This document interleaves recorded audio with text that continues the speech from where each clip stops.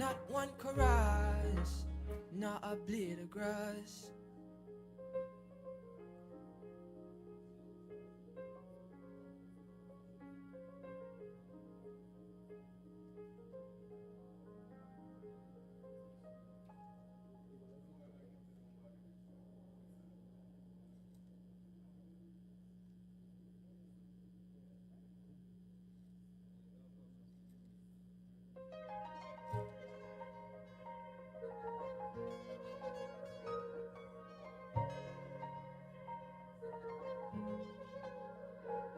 We are a peaceful people, struggle is we struggle, and we don't look for trouble, just ask around. But when outside faces from foreign places talk about taking over, we ain't backing down. We ain't giving up no mountains, we ain't giving up no tree, we ain't giving up no river that belongs to we. Not one blue sake, not one rice grain, not one chorus, not a blade of grass. This land is all I know. We gonna make it somehow. We will bend like a bow and never break. Our fathers came here and they lived and died here, and we ain't moving nowhere. Make no mistake, 'cause we ain't giving up no mountain, we ain't giving up. We ain't giving up no tree, we ain't giving up no river that belongs to we. Not one blue sake, not one rice grain, not one chorus, not a blade of grass. We love the open country of the Rupununi and the Essequibo, daytime or night. Though we may criticize it, this is our home, we love it, and we need to keep it. We have that right. So we ain't giving up no mountain, we ain't giving up. We ain't giving up no tree, we ain't giving up no river that belongs to we. Not one blue sake, not one rice grain, not one chorus, not a blade of grass. So we ain't giving up no mountains, we ain't giving up no tree, we ain't giving up no river that belongs to we. Not one blue sake, not one rice grain, not one chorus, not a blade of grass.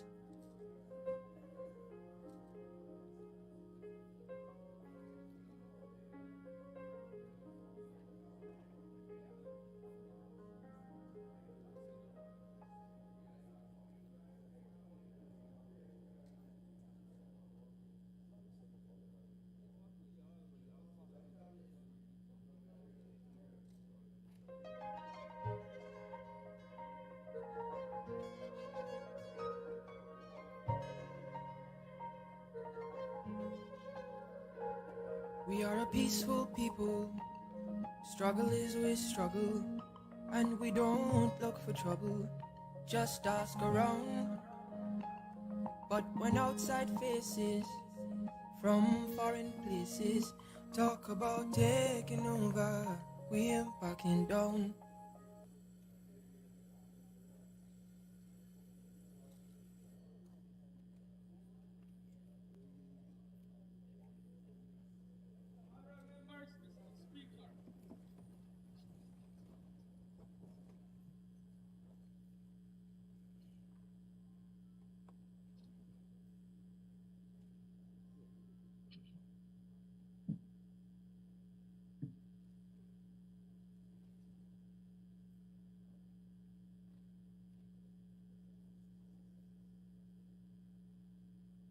Honorable members, I declare this 64th sitting of the National Assembly of the 12th Parliament of the Cooperative Republic of Guyana to be duly constituted and in session.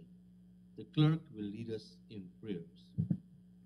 Almighty God, we will here gathered together do most humbly beseech thee to guide us in all our consultations, so that we may together build a land where knowledge is free, where the mind is without fear and the head is held high, and where words come from the depth of truth. Grant us, O God, that aid and guidance, so that we may deal justly with the several causes that come before us, laying aside all private interests, prejudices, and personal preferences, so that the result of our counsels may be to the glory of thy blessed name, the maintenance of true religion, the preservation of justice, the safety, honor, and happiness of the President, and the peace and prosperity of Guyana. Grant us, O God, the vision so to lead, that all the people of this fair land may enter that state of brotherhood and unity, where the mind is led forward by thee, with ever-widening thought and action. Amen. Please be seated.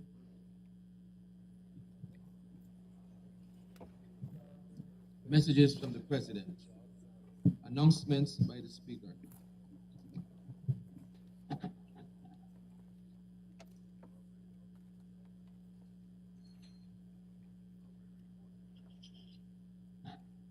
Thank you, Mr. Clerk. Good morning to everyone. Honorable members, this morning we are joined by former Minister Simona Brooms. Where is Minister? Ministers to the west of the dome and a member of our staff. I also would like to take this opportunity to wish the Honorable Member, the Honorable Minister of Natural Resources, Mr. Vikram Bharat, a very happy birthday.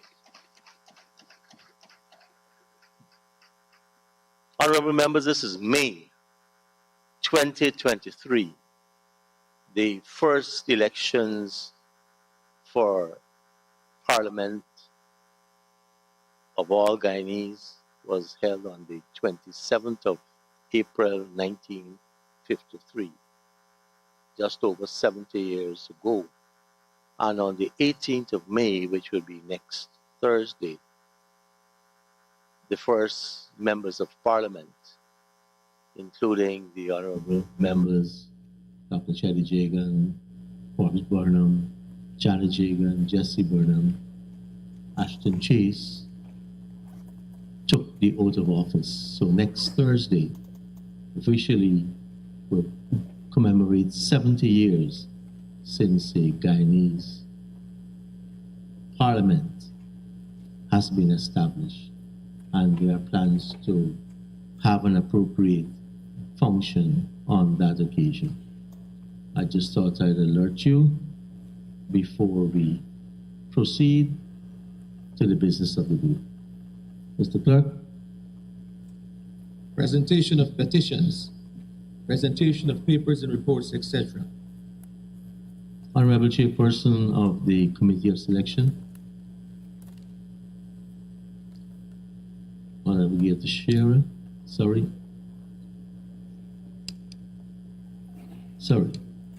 Honorable members, I present to the Assembly the minutes of the proceedings of the 12th meeting of the Committee of Selection, which was held on the 28th of April, 2023. Honorable Minister of Parliamentary Affairs and Governance.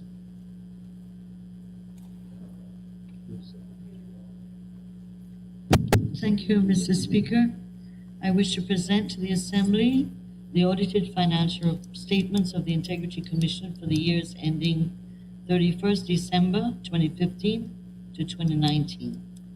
The audited financial statements of the Public Police Service Commission for the years ended 31st December 2016, 2018, and 2020. The audited financial statements for the Protected Areas Commission for the year ended 31st December 2014. The audited financial statements of the Institute of Applied Science and Technology for the years ended 31st December 2015, 2016, 2017, 2018, 2019. Audited financial statements of the Guyana Lands and Surveys Commission for the year ended 31st December 2016. Audited financial statements of the Environmental Protection Agency for the years ended 31st December 2015, 2016, 2017, and 2018. And thank you, sir. Thank you, Honorable Minister. Mr. Clerk. Reports from committees. Oral questions without notice. Questions and notice. Honorable members, there are.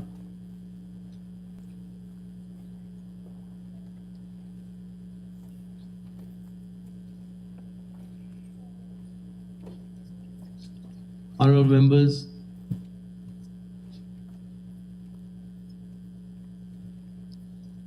members, the Honorable Senior Minister of Finance in the Office of the President, with Dr. Ashni Singh, is not with us, and there are questions which have been deferred at the last sitting to this sitting. The relevant standing orders allow us to defer questions only for one sitting. I would have to now call on the Honorable Minister of Parliamentary Affairs and Governance for the suspension of the Standing Order 2223 to allow for the relevant one, I can't remember the exact, 22.9, so that we can take those questions at the next sitting. Honorable Minister of Parliamentary Affairs and Governance. Yes, thank you, Mr. Speaker. I had, in relation to the oral questions to the Minister of Finance at the last sitting, I'd asked for a deferral. Regrettably, the Minister had to go overseas for an urgent meeting, which clashes with this sitting. So I am asking you and the House to allow for the suspension of the standing orders, to allow, that's Standing Orders 22, subclause 9, to allow for the Minister to have additional time to be able to present the answers, or to present the response to the oral questions that have been asked by the honourable members. Thank you, Honourable Minister. Honourable members, I now put a question that Standing Order 22, subsection 9 be suspended to allow the Honourable Minister to address the oral questions without notice at the next sitting. Those in favour say aye. Aye. Those against say no. Ayes have it. Honourable members, there are 8 questions on today's order paper. Questions 1, 2, and 3 are for written replies. Questions 4 to 8 are for oral replies. For the written replies, questions 1, 2, and 3 are in the name of the Honourable Member, Ms. Annette Ferguson. Questions 1 and 2 are for the Honourable Minister of Housing and Water, and question number 3 is for the Honourable Senior Minister in the Office of the President with responsibility for finance. The answers to all of these questions have been received and have therefore, in accordance with our standing orders, been circulated. Question 4, the Honourable Member, Mr. Ganesh Mahipur, you may ask your question. Sorry, that one is deferred. Ganesh, sorry about that.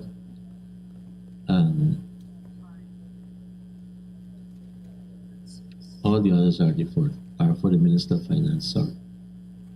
Mr. Clerk?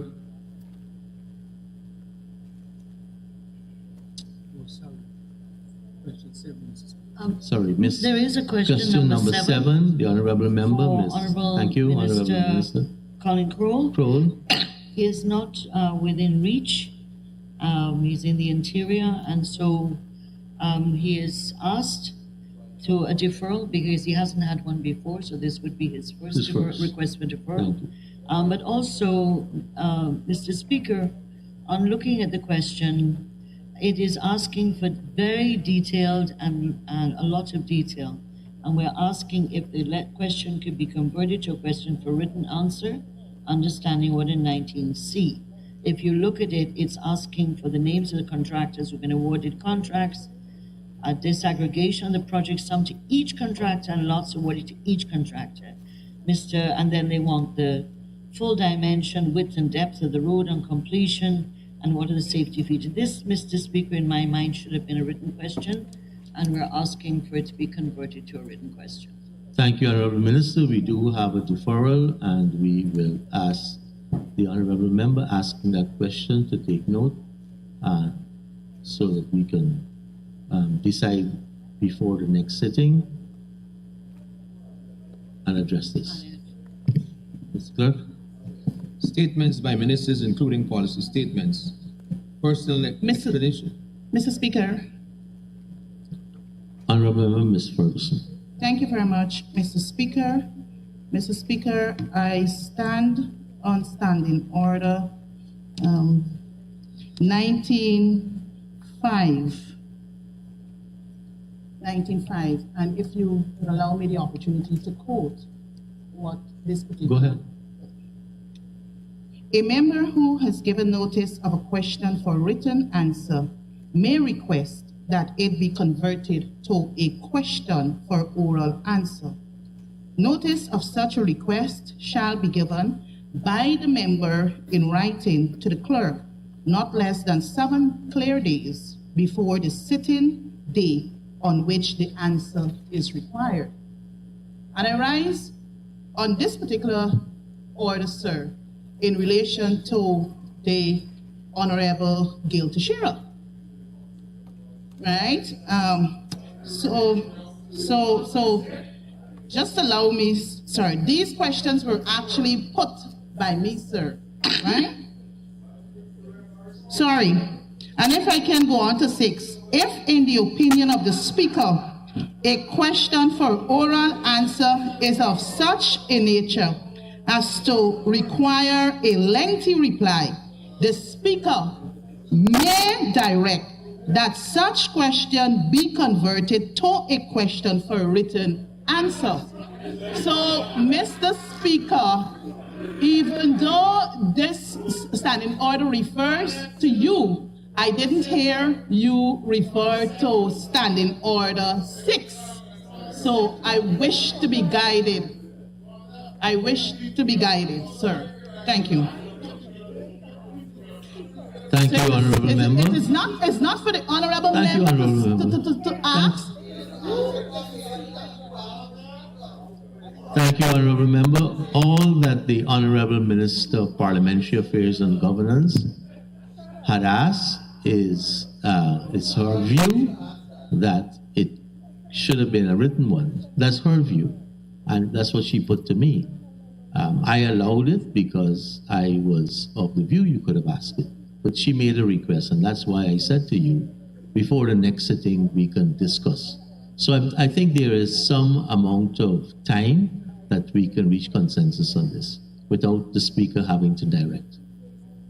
Thank you. I just so want to say, Mr. Speaker, not to contradict you, but I did raise the issue under Standing Order 19.6, which is within your power to ask that the question be converted to written. So I'm not sure what we have to discuss, but I'm willing to discuss anything with you as usual, and of course with my honorable friend over there, Annette Ferguson. In the almost 2 3/4 years, I have been at pains not to want to direct the over 200 odd questions that have been put to the chair, but rather to seek some consensus. And I'll give you a response. Thank you very much.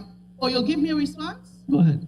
Okay. So, sir, I just need clarification from you. Clarification is that we will discuss it if you ask it. Okay, thank you very orally, much, sir. then. Thank you. Yeah. Mr. Clerk? Statement by ministers, including policy statements, personal explanations, requests for leave to move the adjournment of the National Assembly on definite matters of urgent public importance. Honorable members, I received on my email at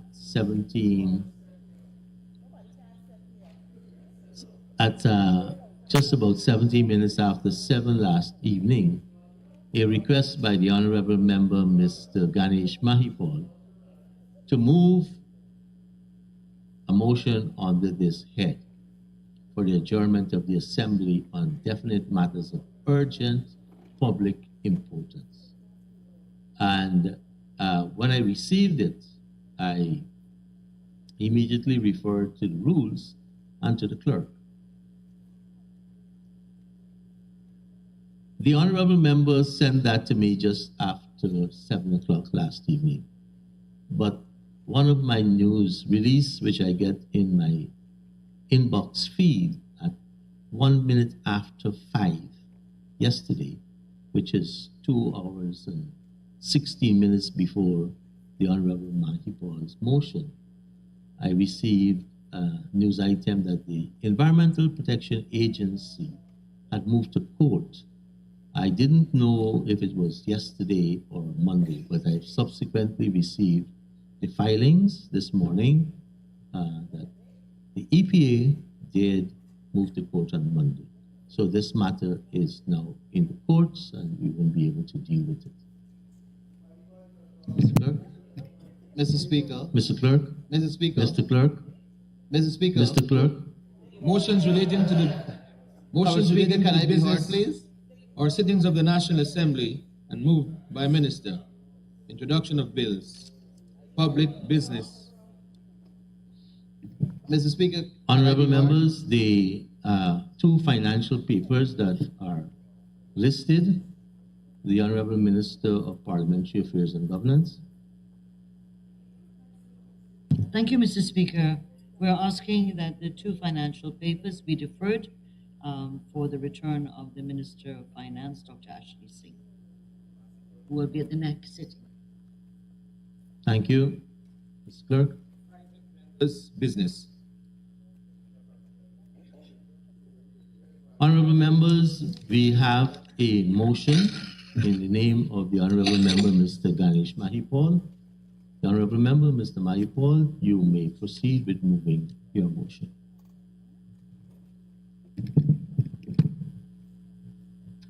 Thank you very much, Mr. Speaker.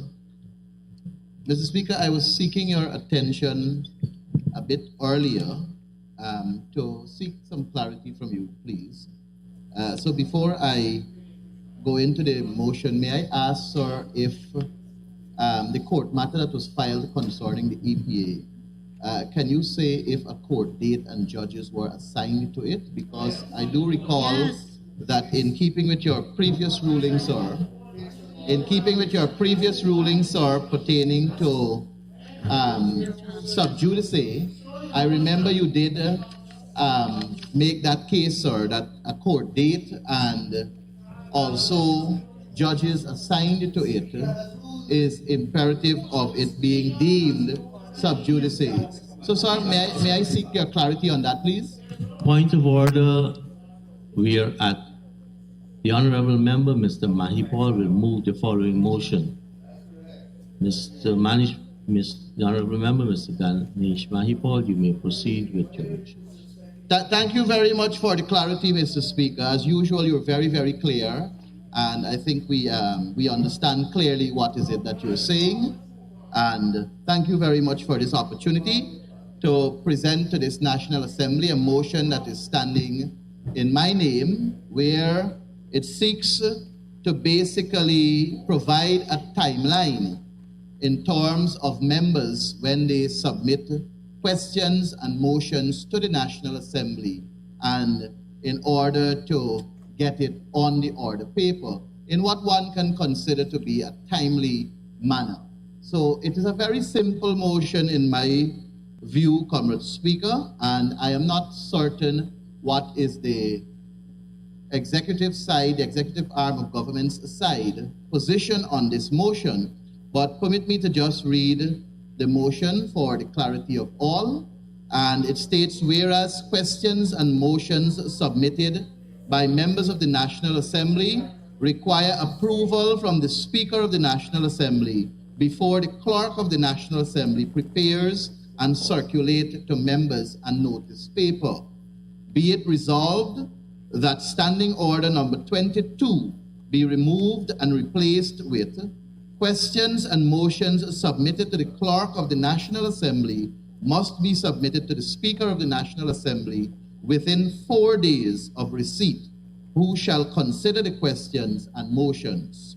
Be it further resolved that Standing Order number 23 be inserted and now reads, if the Speaker is of the opinion that any question of which a member has given notice to the clerk or which a member has sought permission to ask without notice is an abuse of the rights of questioning or infringes any of the provisions of this or any other standing order, he or she may within 4 days direct that A, it be printed or asked with such alterations as he or she may direct, or B, that the member concerned be informed that the question is inadmissible.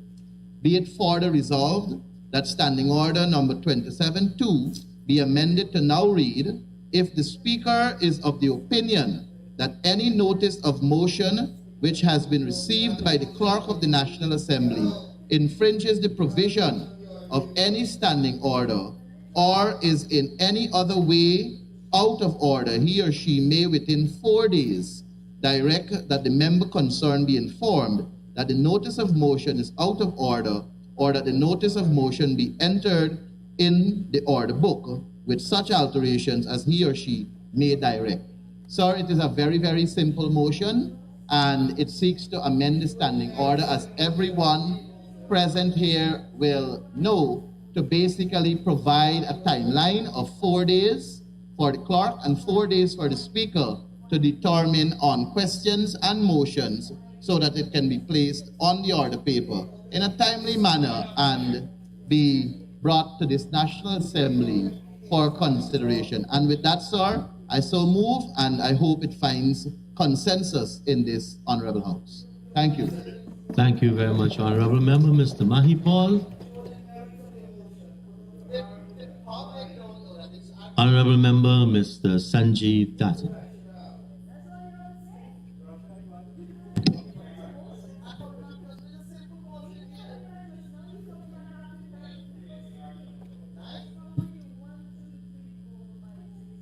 Mr. Speaker,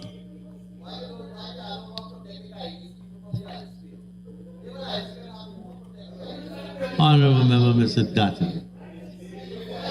Mr. Speaker, I rise to not support the motion by the Honorable Member, Mr. Mahipal. The motion, Mr. Speaker, in simple terms, seems to seek to put time limits on the clerk. When he receives a motion, he has 4 days, and he must send it to the Speaker. And that the motion seeks to also give the Speaker, yourself, 4 days within which to deal with it. The first and obvious query, Mr. Speaker, is why not 5? Or 6? Or 3? Or, Mr. Speaker, this came about when the Honorable Member was probably sitting on the imaginary SOPs in Congress Place having a cigarette. And by divine intervention, the number 4 came to him. And as a result, he wants to subject the entire nation to his numbers. But we remember the last time that the opposition sought to subject the nation to numbers. They couldn't add to 65. They couldn't divide what is the majority. But they come to the House to tell the Speaker that you should act within 4 days. They tell the clerk that you should act within 4 days. Mr. Speaker, we must understand the role of the Speaker. Erskine May, in his most recent edition, says, and I quote, Mr. Speaker, the role of the Speaker, the primary role of the Speaker is to preside over proceedings in the chambers and committees and the whole House. Also required is to pronounce on motions. Specifically, as this morning, the Speaker can disallow matters that are sub judice. He can disallow matters that he feels, in his own judgment, offends the standing order. Paragraph 4 decimal 49 of Erskine May. Now, Mr. Speaker, the role of the Speaker to pronounce on what happens in this Parliament requires deliberate judgment. But yet we have here the honorable member saying when that judgment should be made. It's as if, Mr. Speaker, the honorable member thinks that the clerk and the Speaker of this Assembly are simply waiting for frivolous motions which are filed by the honorable member to come to this House and they have nothing else to do. But what about deliberate judgment, Mr. Speaker? How is that to be exercised and made?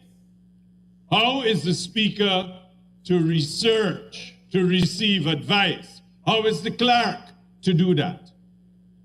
What happens if this is filed the day before Good Friday? What do we mean by 4 days? Do we count weekends? Do we count holidays?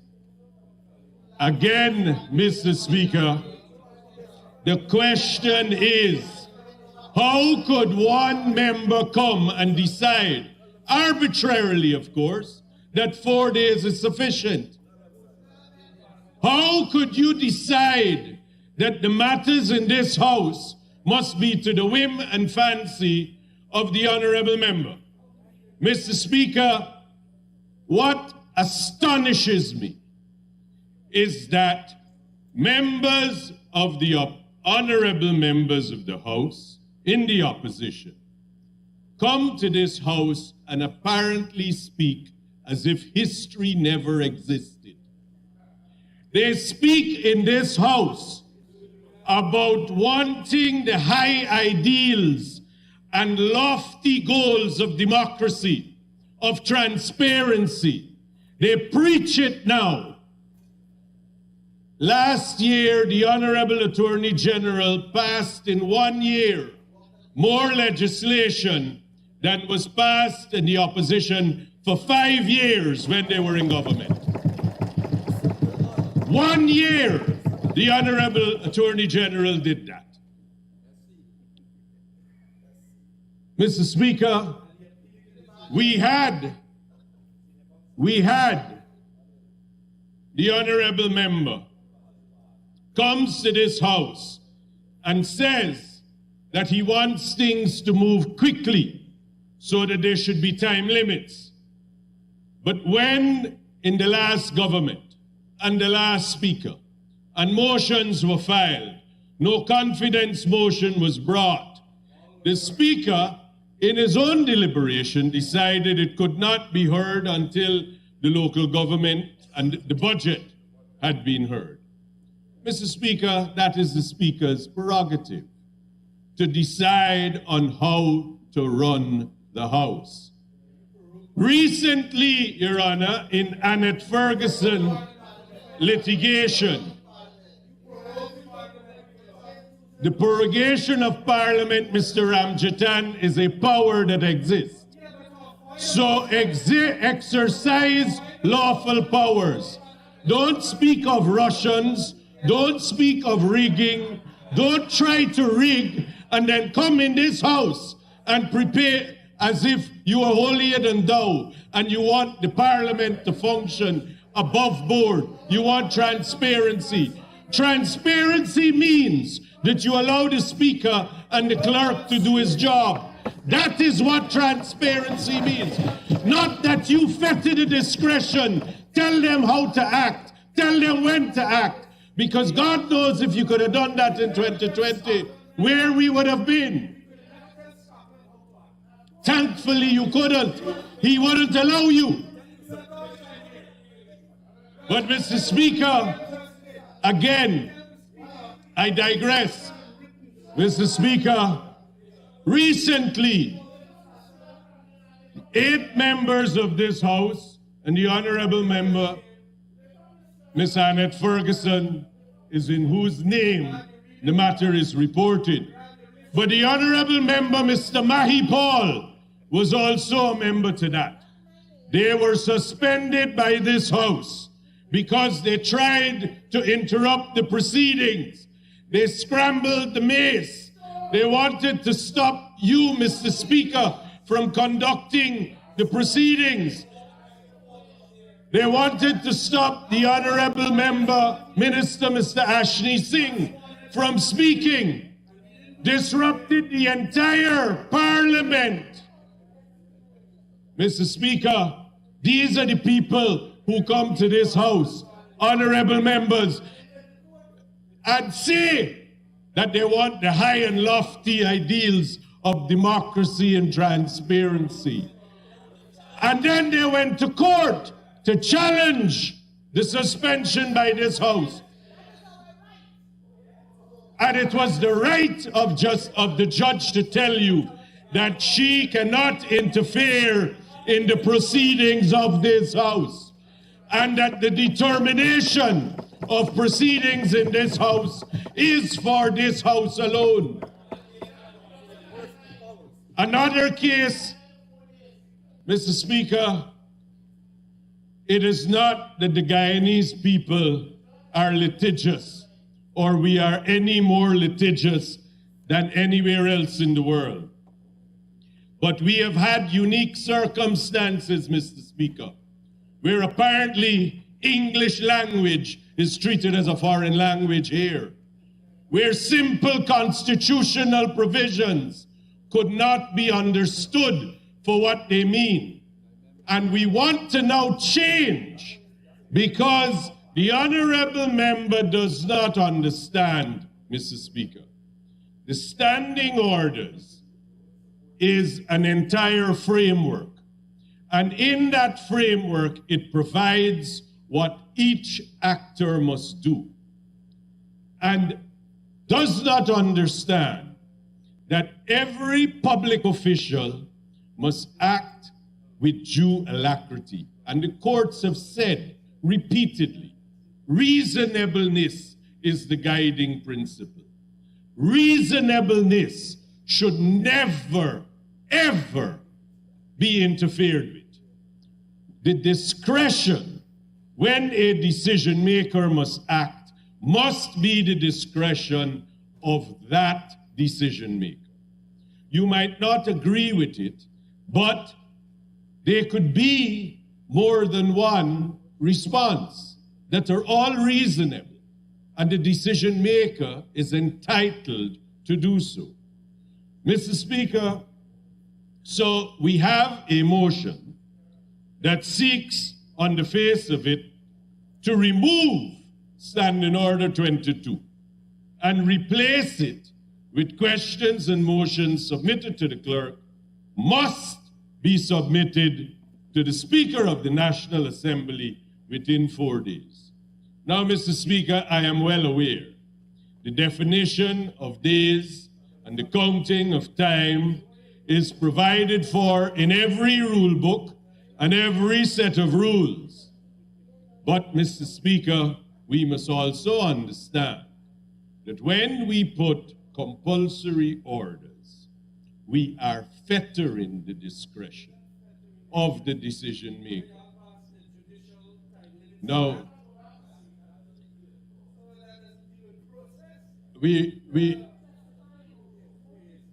Mr. Speaker, so when we seek to set timelines that are so aggressive, Mr. Speaker, one cannot help but believe, understand that what is being sought is in fact to dictate to the decision maker by putting the pressure of such aggressive timelines.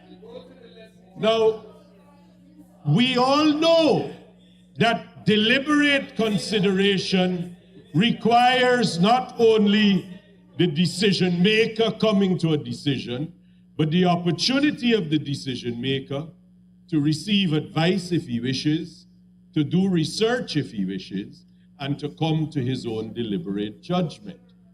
The imposition of 4 days is so aggressive that it smacks of dictatorship. It smacks of control. It smacks of removing of the discretion. This is what was happening. Now, Mr. Speaker, again, unbelievably so, the honorable members of the opposition who wanted to direct electoral officials what to do, who wanted to tell public officials what to do, the coercion of what was going on was unbelievable. You would not have thought that in a modern democracy in 2020 that could ever happen. But it happened before the eyes of the world. Even in the courts, it was unmistakable who were the lawyers representing the officials from GCOM who had an apparent attack that they couldn't read English. They couldn't understand maths. All of this, Mr. Speaker, and we have the members of the opposition coming to this House and trying to say that we believe in the lofty ideals of democracy and transparency. Mr. Speaker, the imposition of 4 days is really and truly an attempt at corruption masquerading as transparency. That is what it is. Make no mistake, an aggressive timeline like 4 days is intended to put pressure on the decision maker, is intended to influence and intimidate the decision maker, and should never be countenanced in this House. The Speaker is independent. The Speaker is like a judge, the independent voice in this House. And the Speaker should never be muzzled. The Speaker and the clerk are the only things, Mr. Speaker, 5 years ago that stood between Guyana and the deep blue sea.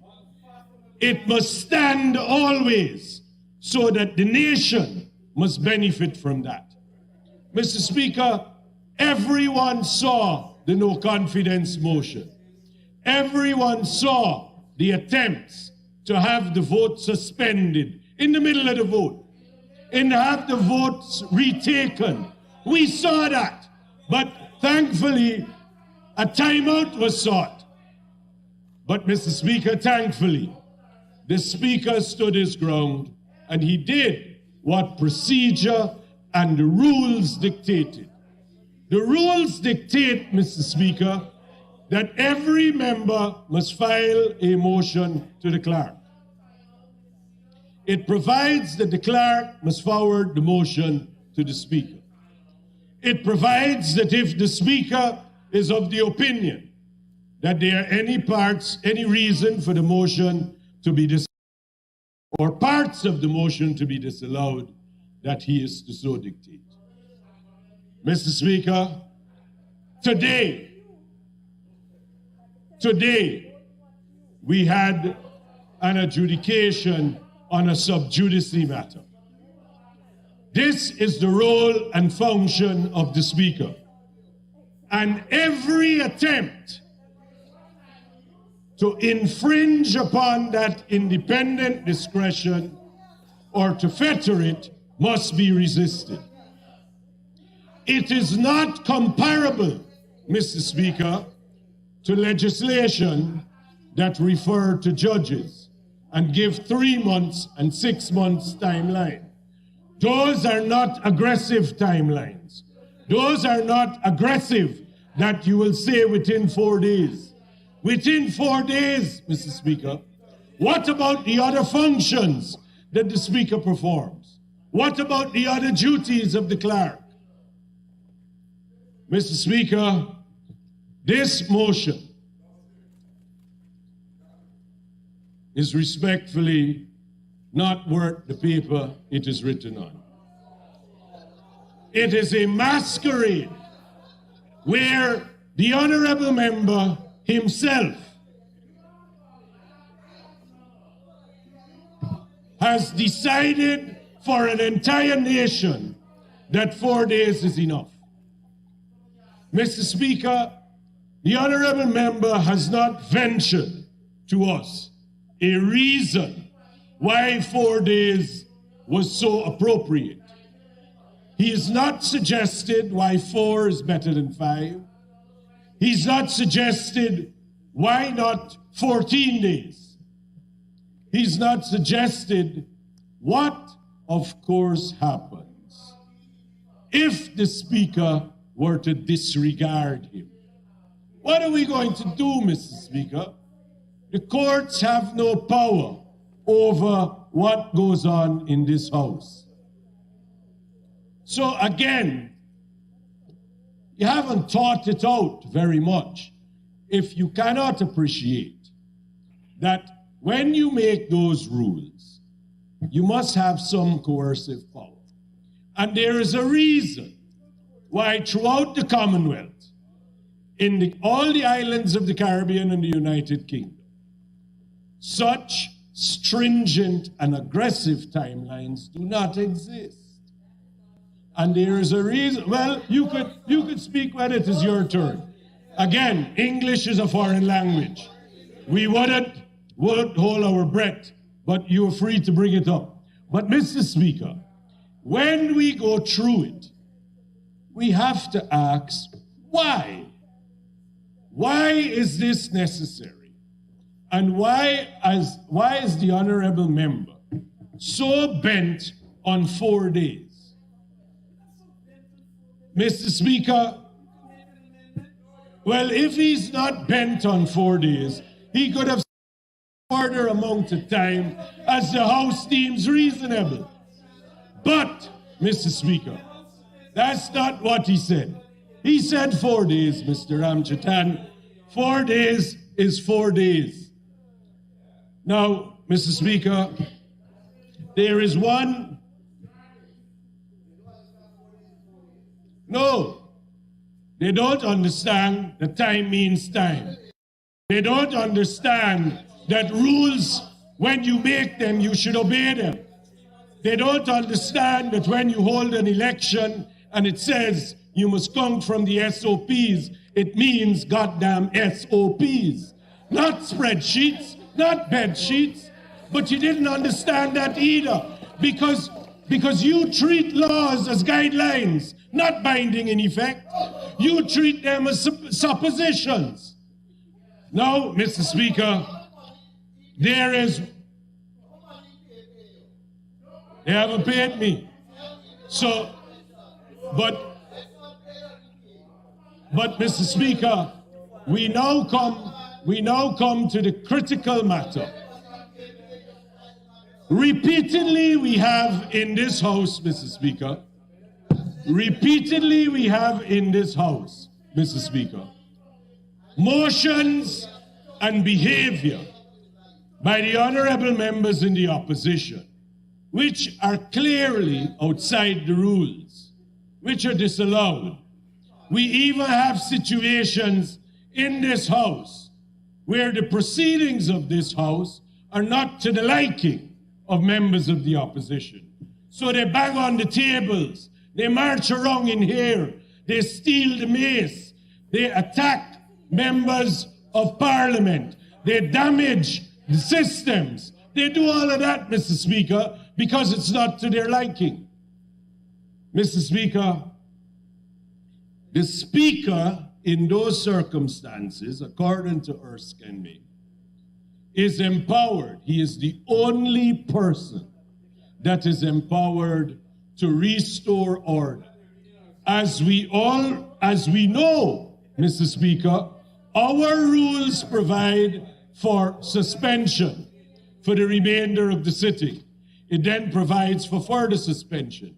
The powers of the Speaker, Mr. Speaker, is so that he can conduct the affairs of this House in an orderly, civilized manner.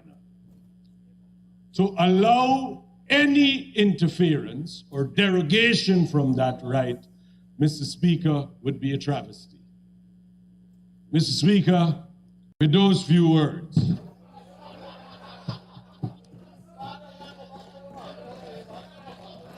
Mr. Speaker, I do not support this motion. I reject it in its entirety. Thank you, Mr. Speaker. Thank you very much, Honorable Member, Mr. Datadin. And now for the Honorable Member, Mr. Peter Sarabo Hani.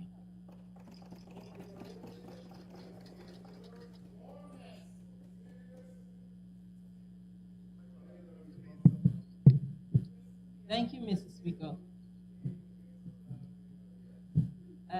Mr. Speaker, I rise today to support the motion moved by my colleague, Honorable Ganesh Maipal, which seeks to amend Standing Orders 22, 23, and 27-2.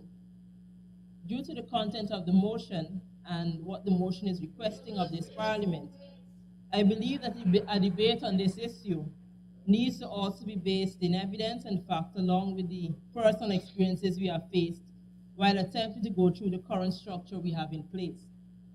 It is also apt to note, Mr. Speaker, that though the standing orders are not renewed automatically, Parliament does have the ability to often peruse the standing orders and determine whether the current rules fit our circumstances or whether some changes are necessary.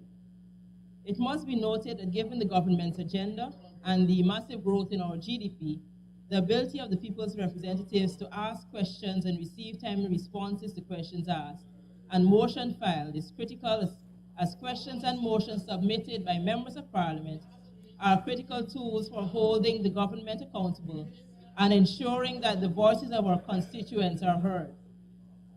Therefore, Mr. Speaker, while it is my personal belief that the proposed amendments are fair and should be supported by all, I thought it wise to do some investigation as to what pertains in these matters in other parliamentary jurisdictions.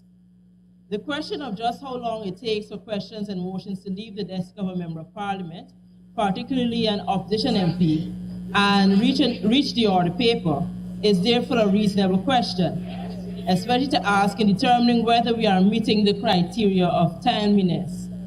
Across the Commonwealth, different parliaments have developed different procedures for dealing with questions and motions.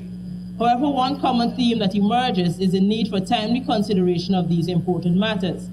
Permit me, Mr. Speaker, to highlight what is done in the United Kingdom.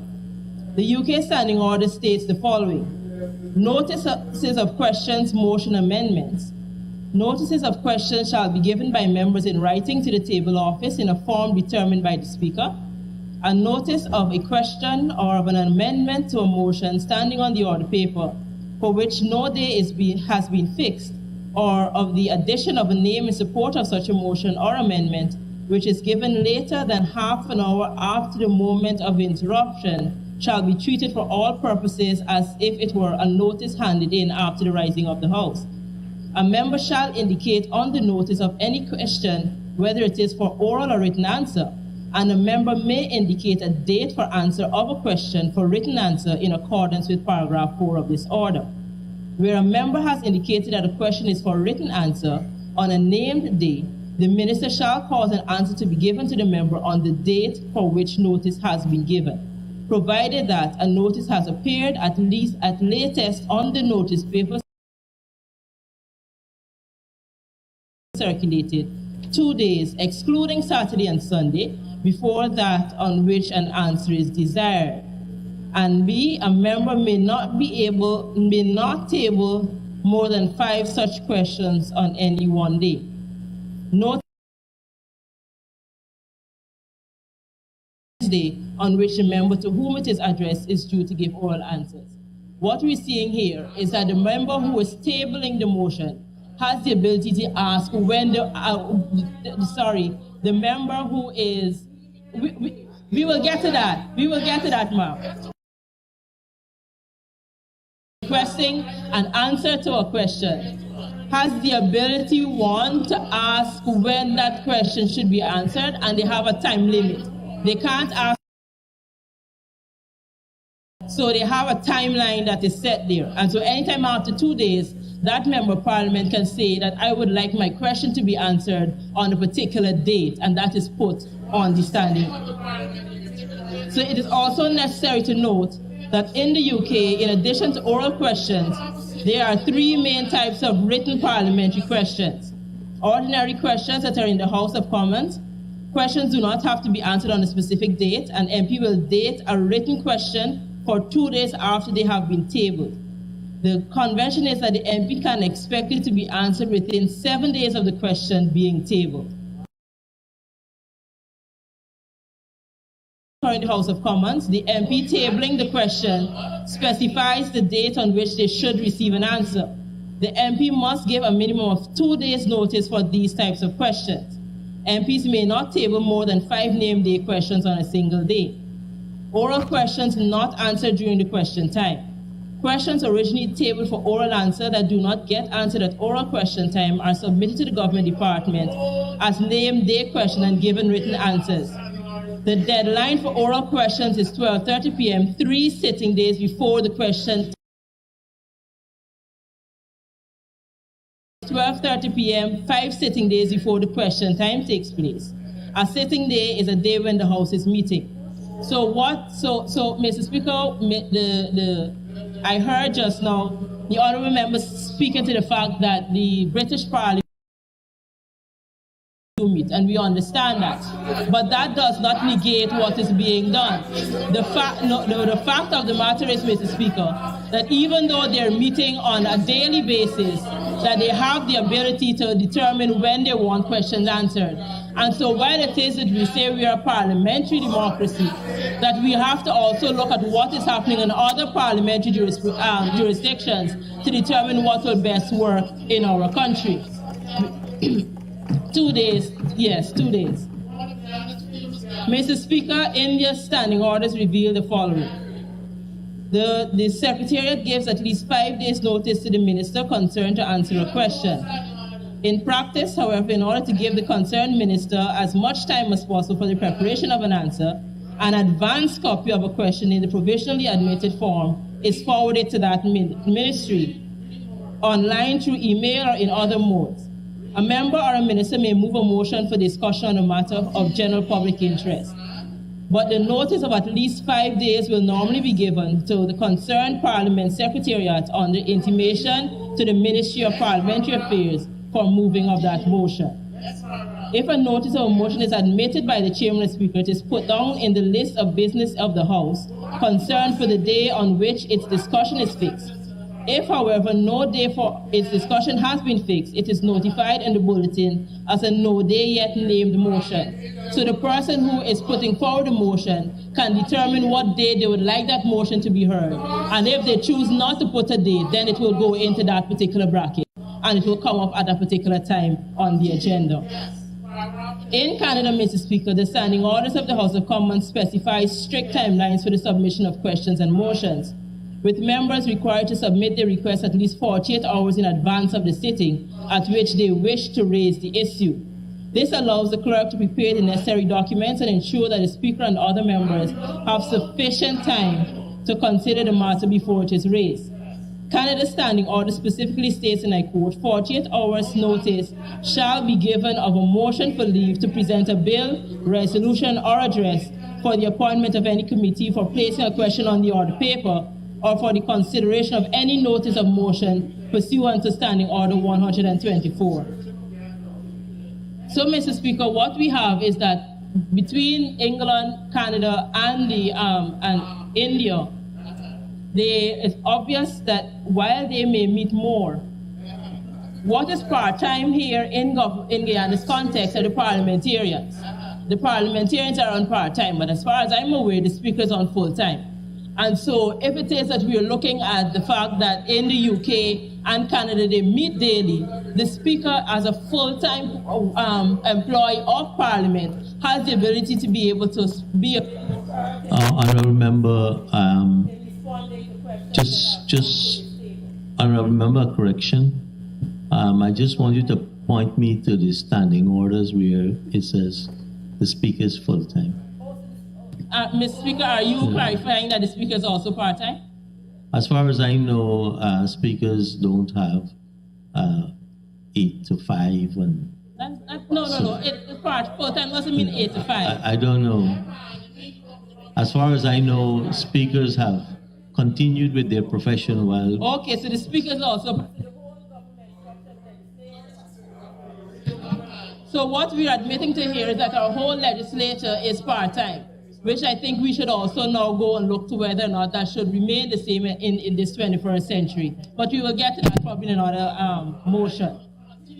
So here in our own National Assembly, we have similar procedures in place. However, the proposed amendments to Standing Orders number 22.3 and 27.2 will further strengthen our procedures and help to ensure that questions and motions are dealt with in a timely and efficient manner. By requiring members to submit their questions and motions to the Speaker within 4 days of receipt, we can ensure that the Speaker has sufficient time to consider the matter and determine whether it is appropriate for discussion in the House. Similarly, by allowing the Speaker to direct that questions and motions be altered or deemed inadmissible if they infringe on any of the provisions of the standing orders, we can ensure that only the most relevant and appropriate questions and motions are discussed in the House. Mr. Speaker, I know there's a lot being said about what is happening in the House. A lot is being said about the fact that we are part-time. A lot is being said about what the Speaker should or should not be able to do. The reality is that the standing order, for one, is not a permanent document. It's not written in stone. It has the ability for the Parliament and the National Assembly to determine whether changes can be made. And that is why we are here today discussing this particular motion. It does not have to deal with what happened in 2020, whether it's SOPs, 33, 34, whatever the case is. The reality is that the members of the opposition believe that a more timely response to the questions and motions is needed, especially with what we're dealing with today. And so that is what guided the motion, and that is why I am here at this particular moment, standing and defending and would like to support this particular motion. Thank you, Mr. Speaker. Thank you very much, Honourable Member. Now the Honourable Member, Ms. Catherine Hughes. Honourable Member, Ms. Hughes.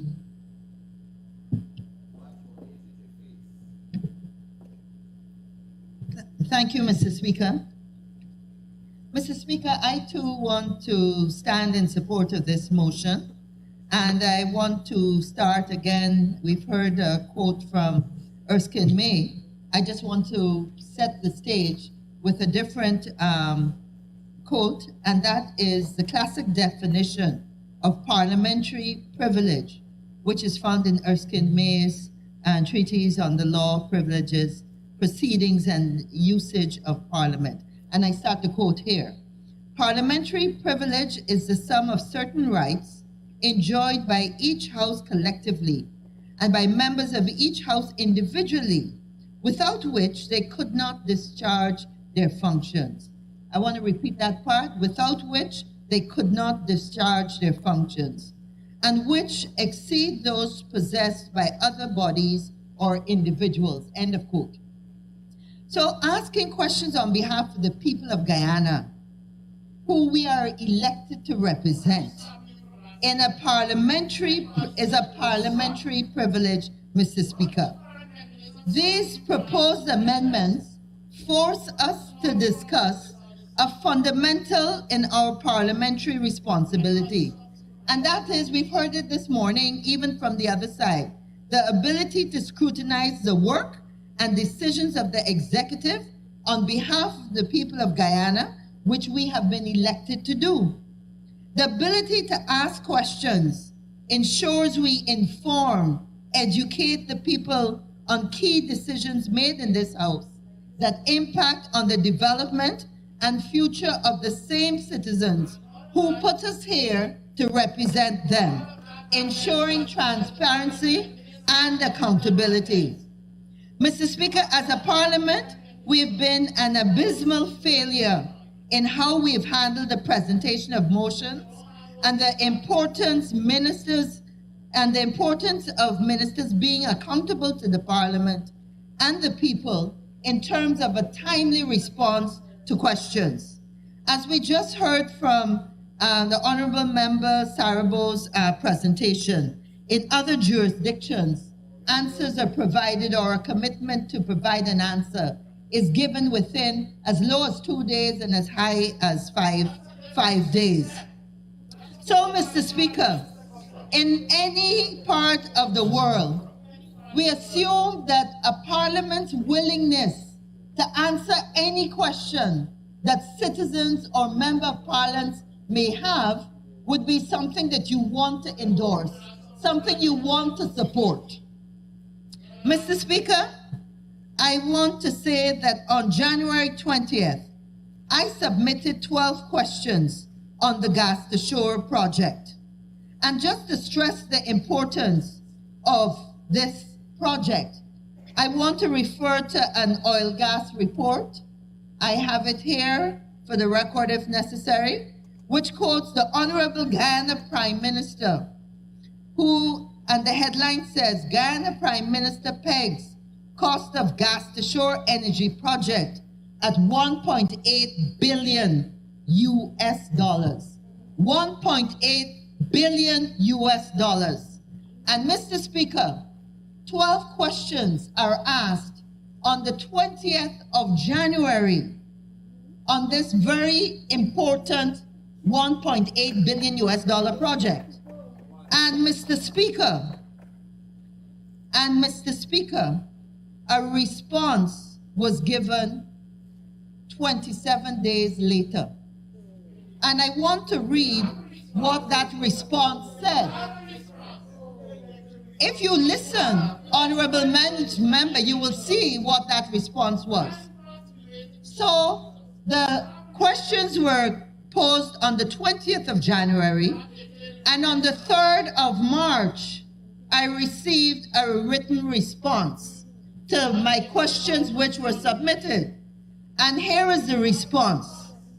His Honor the Speaker has asked me to inform you that the information you sought by way of questions dated the 20th of January was supplied by Mr. Winston Brassington, head of the Guyana Gas to Energy Task Force, in the Daily Chronicle and Stabroek News of the 16th of February.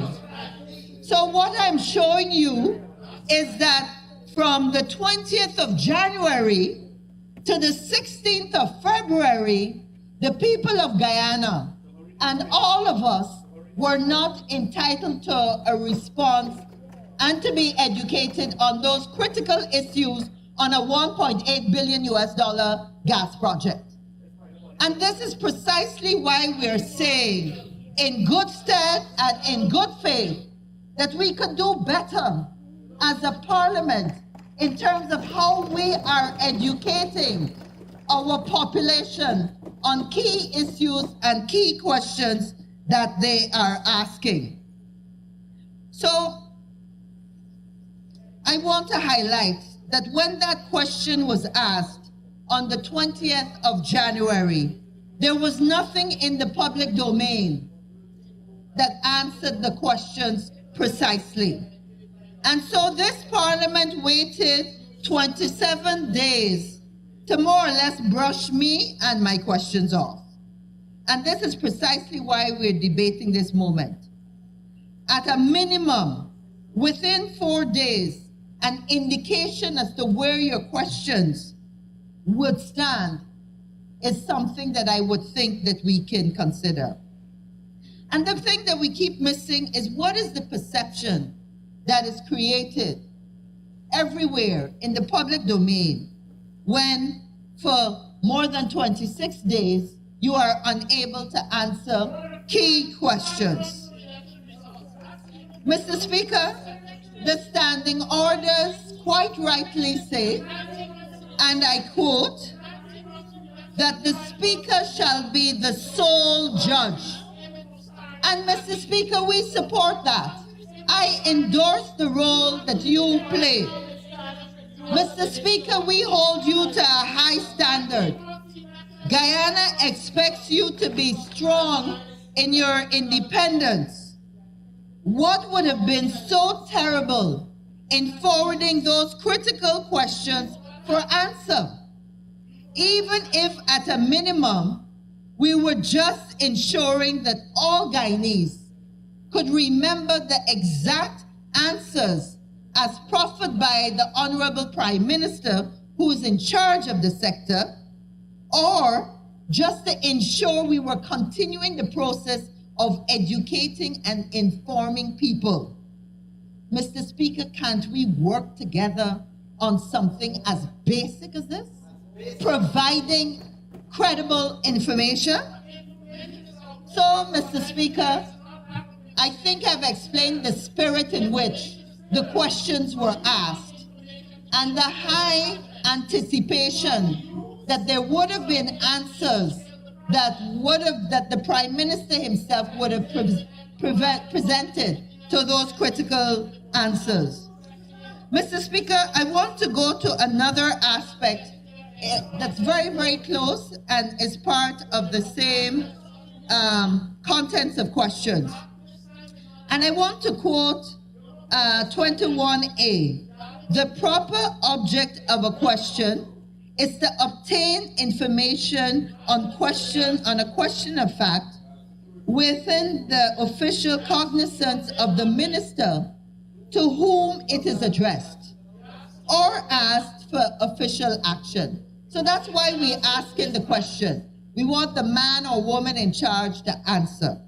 I want to take us to subsection K in that same section on the contents of questions. And K says, a question shall not be asked as to whether statements in the media or of private individuals or bodies or persons are accurate. And that is understandable. We can't ask a person in authority, say a minister, to have to answer questions made by the media or a private individual that happen to be in the public domain. Mr. Speaker, the flip side of that would be to ask the public or a sitting member of parliament to go to a newspaper article, which is a report by a member of the media of a specific report of a specific group of information.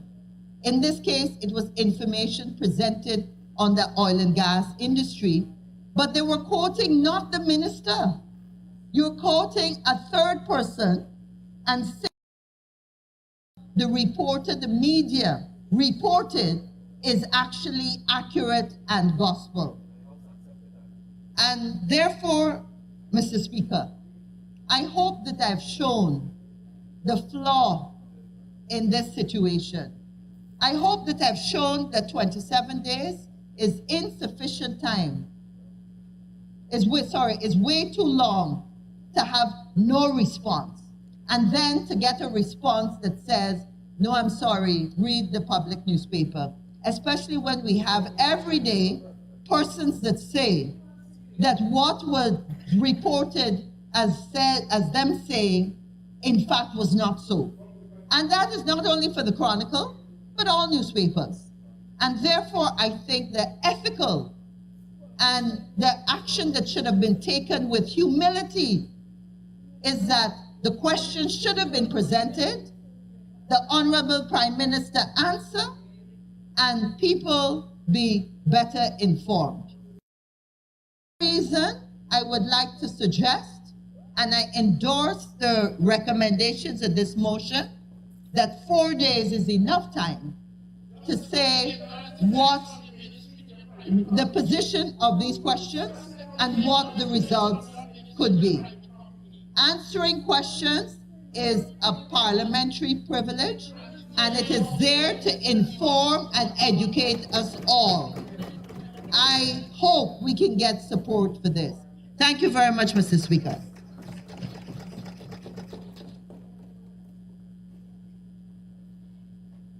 Thank you very much, Honourable Member. And now for the Honourable Member, Mr. Alistair Charlie.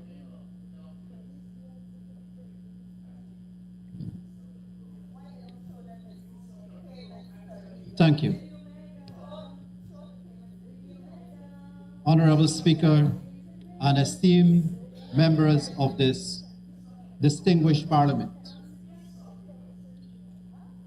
Honorable Speaker, I have listened to the speakers before me, the opposition speakers before me, and permit me to rebut to the Honorable Sarabu Hali. The Honorable member told this House, as a matter of fact, Honorable Speaker, and cited some clauses from the UK's Parliament. But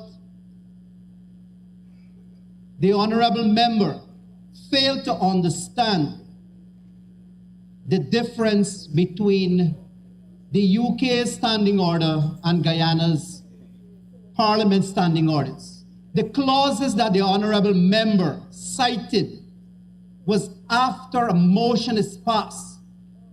Today we are dealing with a motion that is prior. That is the difference, and the Honorable member could not have understood that, Mr. Speaker. Mr. Speaker, the Honorable Cathy Hughes alluded to the fact that she waited 27 days and had the audacity to tell this House that 27 days is too long, hence recommending 4 days. Mr. Speaker, when we choose words in this House, we must be responsible. Mr. Speaker, the Guyanese people awaited 19 months after a no-confidence motion was for an elections, Mr. Speaker, 19 months not adhering to the Constitution of Guyana. 19 months, Mr. Speaker.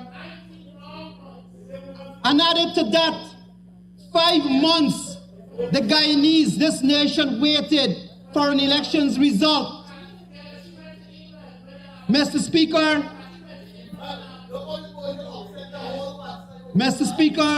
and on to now, the Guyanese people, they are waiting for the SOPs of the coalition government. Come out and show the coalition parties, come out and show the Guyanese your SOPs to prove that you say you won the regional general elections of 2020. So when we come to this House, Mr. Speaker, we must choose responsible words.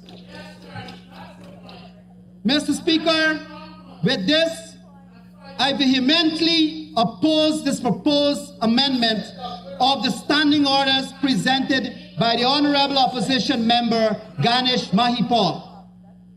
While acknowledging the perpetual need for enhancing our parliamentary procedures, I firmly assert that the proposed amendments to Standing Order number 23-2, inclusion of Standing Order number 23 and Standing Order number 27-2 are superfluous and carry the potential for unseen ramifications on the seamless functioning of this esteemed assembly. Honorable Speaker, let us scrutinize the proposed amendment to Standing Order number 22. The notion of replacing the existing provision with a mandatory requirement for questions and motions to be directly submitted to the Speaker within a 4-day window raises concerns pertaining to efficacy, assumes a critical role in managing parliamentary documentation, ensuring its appropriate dissemination, and maintaining records. Bypassing this well-established process risks sowing confusion, delays, and potential oversights in the handling of questions and motions. Hence, Honorable Speaker, it is of paramount importance to preserve a lucid and effective chain of command to safeguard the integrity of our parliamentary proceedings. Furthermore, Honorable Speaker, the suggested inclusion of Standing Order 23 empowers the Speaker to label questions as an abuse of the right of questioning or as inadmissible. While addressing the issue of potential misuse of parliamentary procedures is essential, it is equally imperative to ensure that such determinations are grounded in the objective criteria rather than subjective judgment.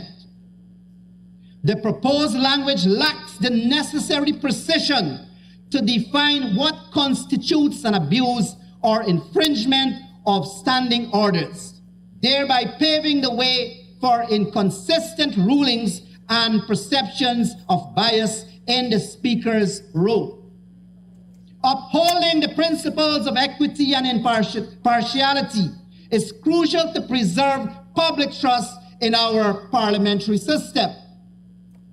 Turning to the proposed amendment of Standing Order number 27-2, which grants the Speaker the authority to determine the admissibility of motions, similar concerns come to the fore.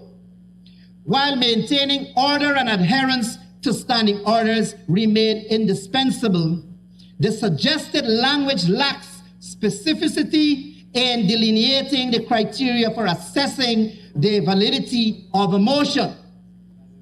This lack of clarity may expose motions to arbitrary decisions or misinterpretations. Honorable Speaker, I firmly contend that Guyana's parliament standing orders in their current form embody comprehensiveness and effectiveness. They serve as a bedrock for the functioning of this noble assembly, facilitating our proceedings with order, efficiency, and equity. Consequently, I implore all members to preserve the integrity of our parliamentary processes by upholding the existing standing orders. It is crucial to recognize that our parliamentary system is in culmination of years of democratic evolution. Our standing orders encapsulate the collective wisdom of generations of parliamentarians who have labored tirelessly to establish a framework ensuring the efficient operation of this assembly. Honorable Speaker, while it is natural to identify improvement in any proposed amendments, demand meticulous consideration to forestall inadvertent consequences, disruptions to the established processes that have served us admirably. Amending the standing orders should not be taken lightly, Honorable Speaker, as it necessitates a comprehensive understanding of the potential ramifications on our parliamentary procedures. Such deliberations warrant scrupulous contemplation of the principles of transparency, accountability, and equal representation that underpin our democratic system. Honorable Speaker, our prevailing standing orders have withstood the test of time, having been refined and honed to enable us to discharge our legislative responsibilities effectively. They foster a level playing field for all members, including you, empowering them to contribute to the governance of our nation. Honorable Speaker, in conclusion, I respectfully and fervently object to the proposed amendment of Standing Order number 22 and inclusion of Standing Order number 23 and the amendment of Standing Order number 27-2. With this submission, Mr. Speaker, I thank you. Thank you very much, Honorable Member, Mr. Charlie, and now for the Honorable Member, Ms. Annette Ferguson.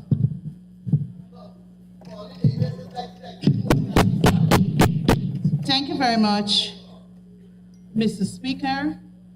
Mr. Speaker, this morning I join with my colleagues from this side of the House to contribute to the debates on what I consider a simple and straightforward motion moved by my colleague, the Honorable Member Ganesh Mahipal, on the amendments of Standing Orders 22, 23, and 27-2. Sir, personally, I would like to commend my colleague for tabling this motion, which in my view should have the fullest and unwavering support of the National Assembly. As legislators, sir, we are not only here to debate bills, approved annual budgets, and attend meetings of the respective parliamentary committees. Our responsibilities are also to craft procedure and rules governing the functioning of this assembly. Also to have issues affecting our constituents are debated and solutions sought. That being said, Mr. Speaker, I have no intention in going beyond 30 minutes, but stay within the allotted time afforded to me, since my colleagues, Honorable Tabitha Sarabo-Hali and Catherine Hughes, have both adequately provided substance as to why this motion should get the full support from this National Assembly. When one examines the current standing order 22, 23, and 27-2 in their original form, it can be described as time-consuming and bureaucratic, sir, which is not helpful to the process of efficiency and effectiveness in the execution of our parliamentary mandate.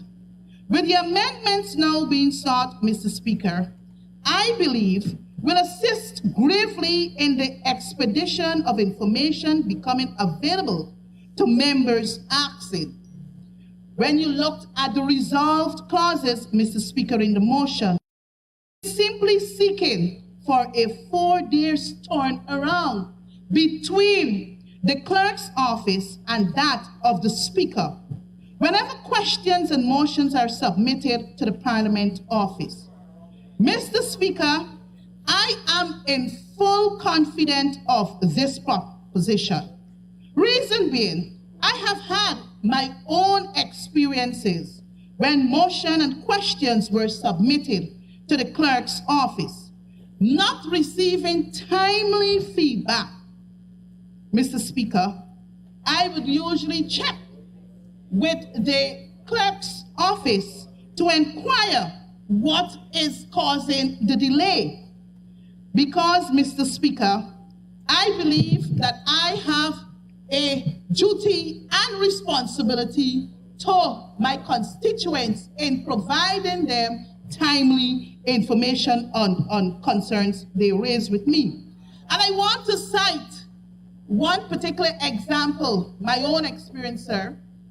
On January 14, 2022, I submitted a motion for this assembly to address the high cost of living issue that our people face on a daily basis in this country, and how we, the 65 members in this assembly, can find solutions and recommendations in solving the high cost of living for our people.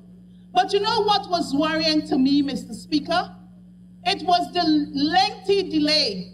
In January, I got a letter from the clerk's office stating that you have given full approval for the motion to be debated. It was placed on the order paper to be debated in April So from January to April, practically 3 months after, Mr. Speaker, when that motion was placed on the order paper and was about to be debated on the day, lo and behold, the night before, we were informed on this side of the House that the motion cannot be proceeded with because it contravenes some section of the Constitution. What we did on this side of the House, we amended, sir, based on the instruction. Again, you approved it for it to be debated in June of 2022. Lo and behold, sir, the night before the morning the motion was set to be debated, I got a letter from the clerk's office stating that it contravenes some other section of the Constitution. So January to June, sir, of 2022, half of the year, sir. So the other thing too, sir, several questions I put to this assembly. These questions were submitted before myself and 7 others of my colleagues went on suspension on the 4th of August.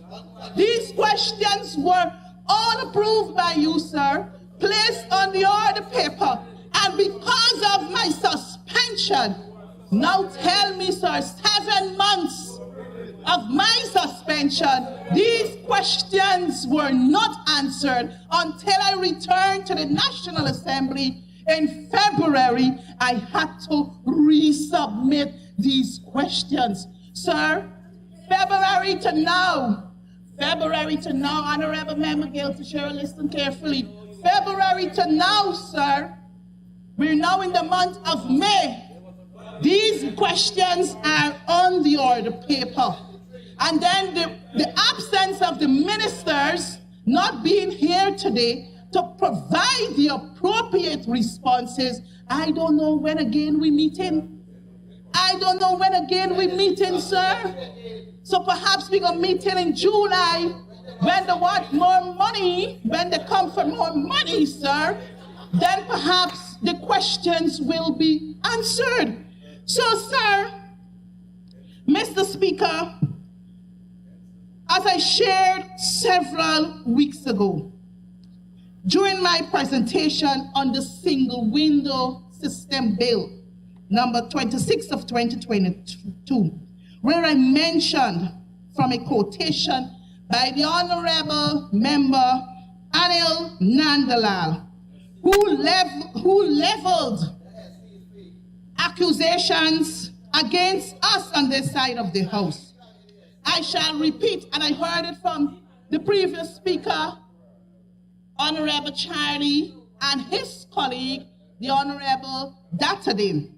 And this is what Anil, the Honorable Member, had to say on April 20th, 2023, when he was conducting an interview on NCN regarding local government elections 2023. And this is what he had to say. We are obstructionists than constructive. So, sir, today, we're not obstructivists. We're not obstructivists, sir. We're being constructive, sir. The mere fact we can submit a motion asking for the standing orders 22, 23, and 27-2 to be amended to just cater for 4 days rather than 27 days and months, or 6 months, probably a year for responses. Isn't this constructive and reasonable, sir? So, sir, the other point he raised, we do not give constructive contributions. You heard from my colleague, the Honorable Tabitha Sarabo, who quoted what is happening in the UK, what is happening in Canada, and what is happening in some part of the world regarding their standing order. You heard from Catherine Hughes, my Honorable Member, making recommendations, how we can improve. Isn't it that we're offering constructive recommendations, my colleagues?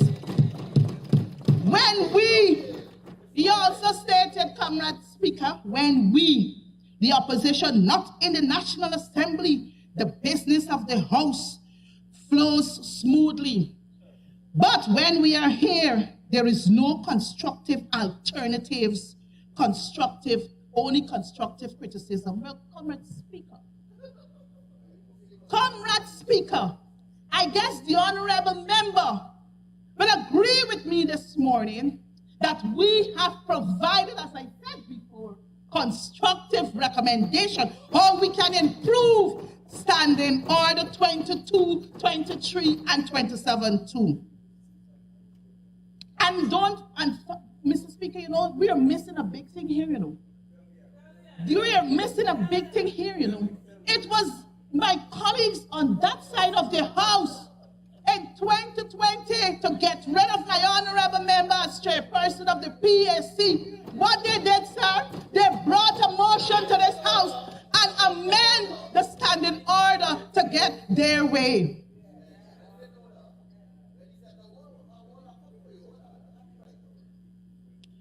Mr. Speaker, the honorable member, Anil Nandalal, accused us of breaking mace. But as I stand from this position, I am seeing the mace right before me intact. That then accused us, sir, of stealing the mace. But we're all seeing the mace before us, sir.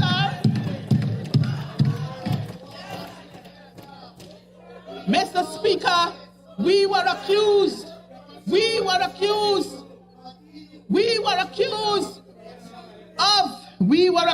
of assaulting parliamentary staff. Now, which one of these staff would have reported that they were assaulted by any member of the opposition? I'm still awaiting that report. We are accused of dancing and singing, but sir, we were accused of dancing and singing. We blow whistles and we behave in most unparliamentary manner. But let me tell you something. You forgot what Cheddy Jagan did, the late Cheddy Jagan did with the mace. You forgot what Honorable Dharam Lal did when he verbally assaulted my colleagues on this side of the House. You forgot what my honorable friend, Christian brother in the faith, the Honorable Bishop Edgell did some years ago in the National Assembly. We forgot what Kwame McCoy, the honorable member, did in this National Assembly to my colleague Tabitha. So who behaves in an unparliamentary way, sir? Therefore, Mr. Speaker, today we on this side of the Assembly have demonstrated that we are constructive and have explicitly provided solutions and recommendations how the proposed amendments to Standing Orders 22, 23, and 27 can assist in strengthening parliamentary democracy, which will aid us as representatives of constituents and constituencies in providing adequate and timely feedback to the people of Guyana. As I prepare to conclude, Mr. Speaker, I would urge my colleagues on the opposite side of this assembly to support this motion. I have heard two of the members so far. They have spoken that they have no intention of supporting this motion. All right, Your Honor, so concerned. You're so concerned about the 4 days. But what you fail to do is to provide to the National Assembly an amendment to up to the 4 days. And I guess we will all support it.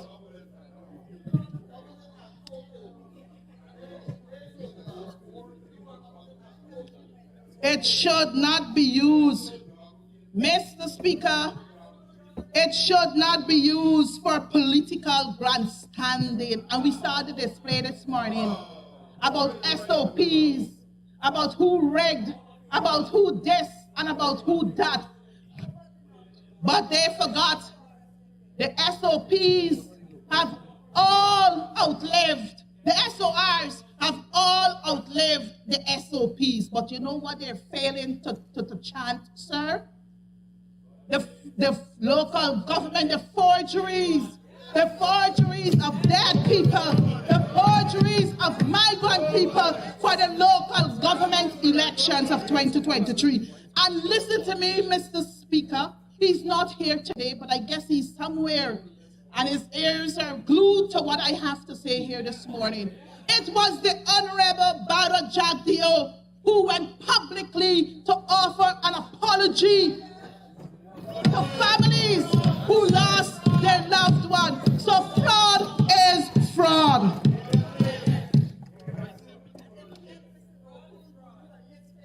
So, Mr. Speaker, as I said before, we should not use this motion. We should not use this motion for political standing and politicking, but for the benefit will derive. I just fix your business, right?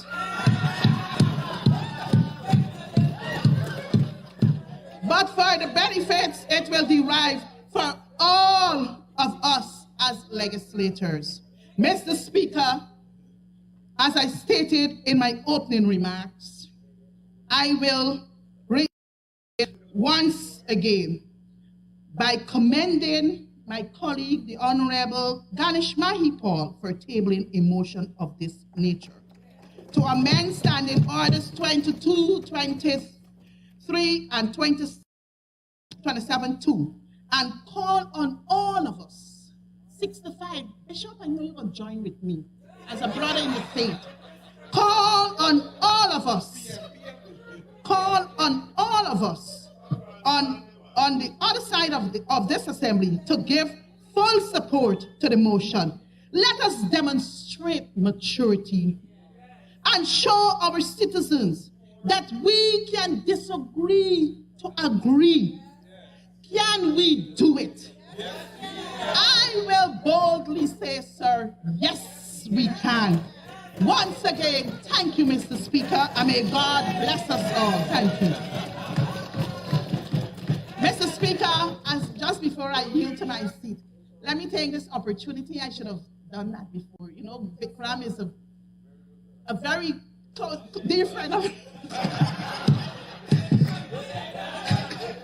But I just want to take this opportunity in extending happy birthday to my colleague and brother, Vikram Bharat. May God continuous blessings be with you, and may you live to see many, many other birthdays. Thank you. Amen. Thank you very much, Honorable Member, Ms. Ferguson. You see how good your presentation is when I don't have to interrupt you? Excellent. And now for the Honorable Member, Mr. David Patterson. David? Thank you very much, Mr. Speaker. Sorry, put on back your mic. Thank you very much, Mr. Speaker, and let me start off by joining my colleagues in wishing the Minister, Vikram, happy birthday.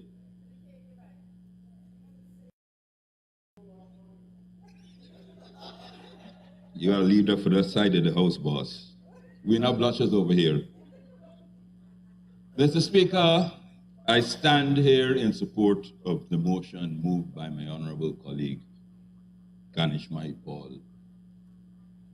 Sir, this motion is simple, and it's simply seeking to bring some sort of conformity, structure, understanding to the process of submissions of motions and the time frame and questions and the time frame for the turnaround of these motions, sir.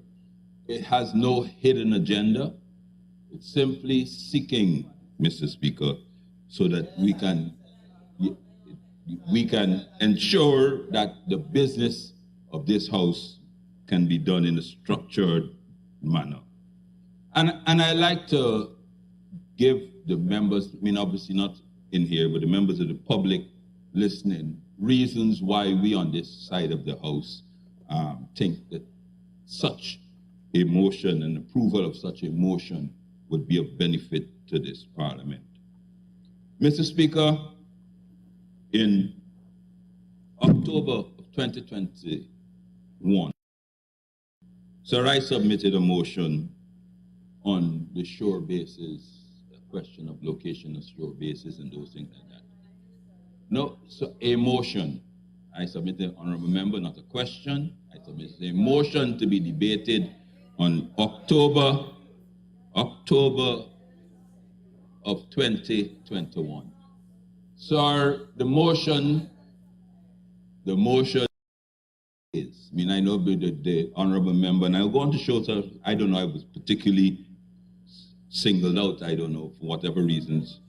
Sir, the motion took 80 days to be approved, and 81 to be debated.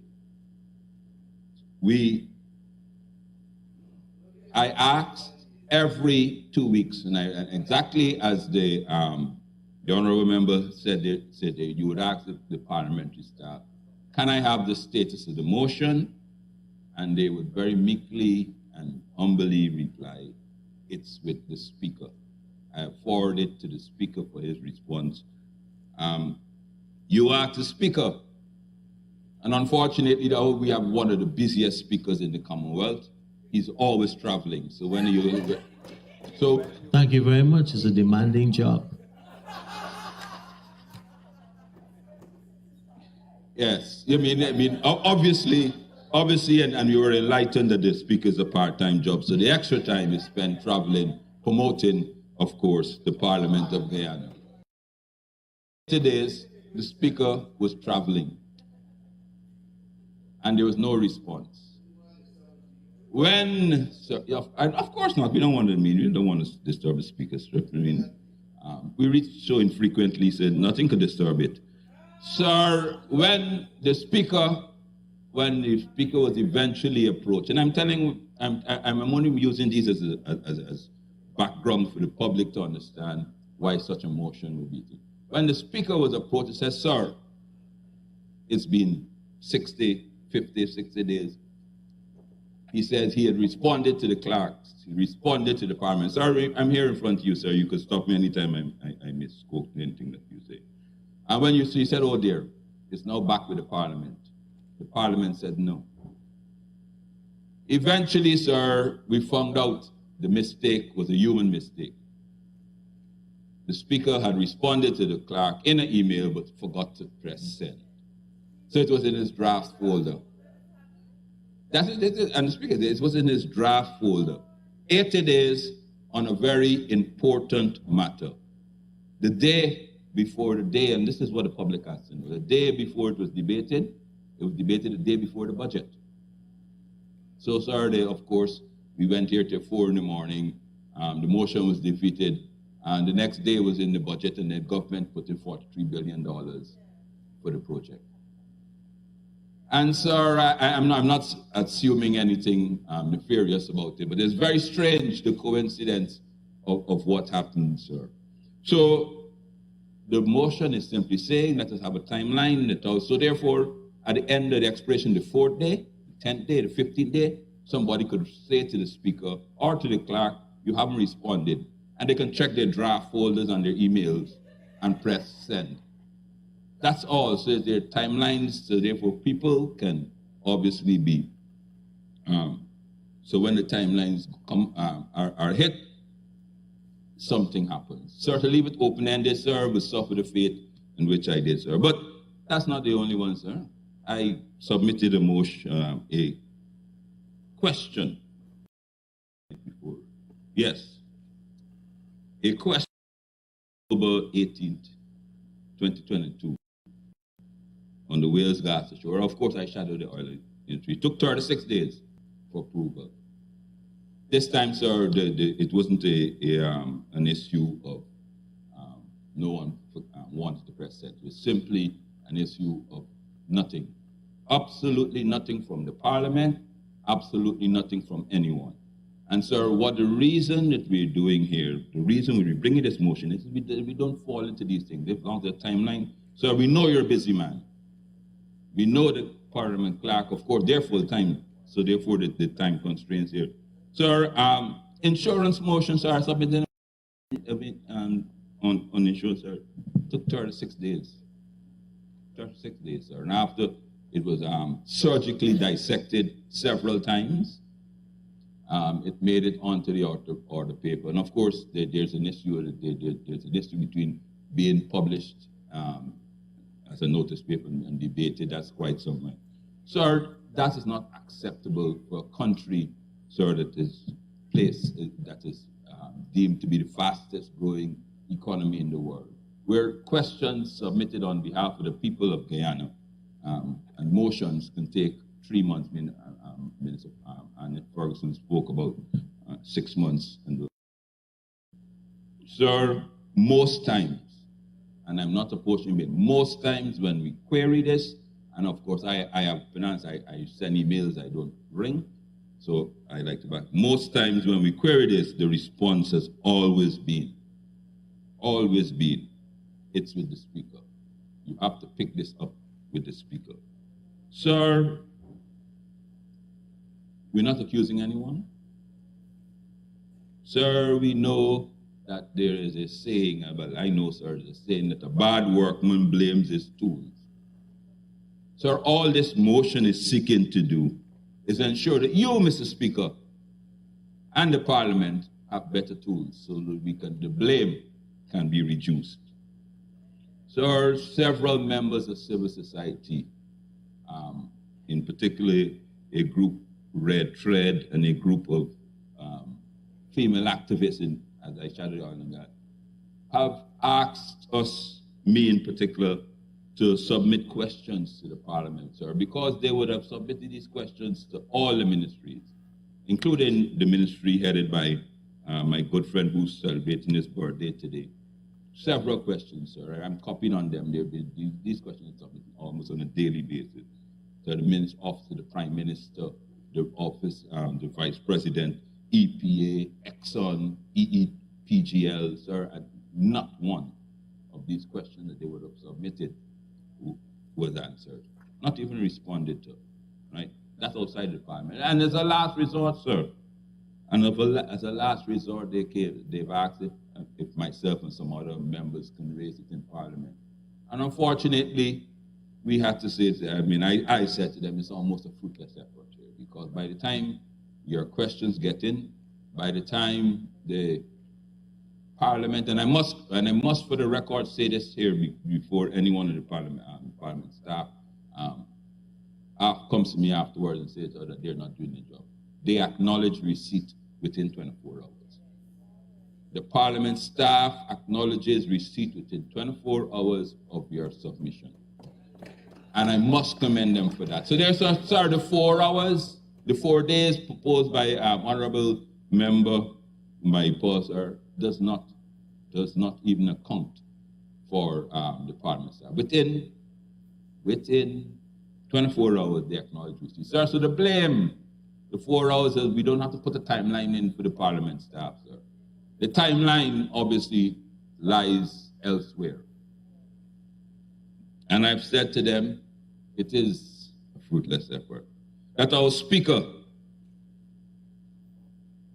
is a wise and busy man.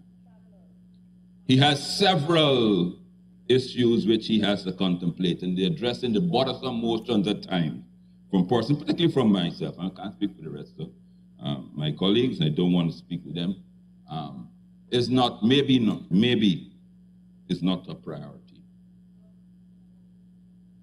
What we're seeking to do here is obviously not make it a priority, but make it in such that there is a notation in the Speaker, and I must commend him for this as well. I must commend him. I'd be remiss of me if I don't miss him. He is a fella like me that likes electronic. Yes, He does everything online, and I commend you for that. Sir, there's a little tag online which will be called a reminder.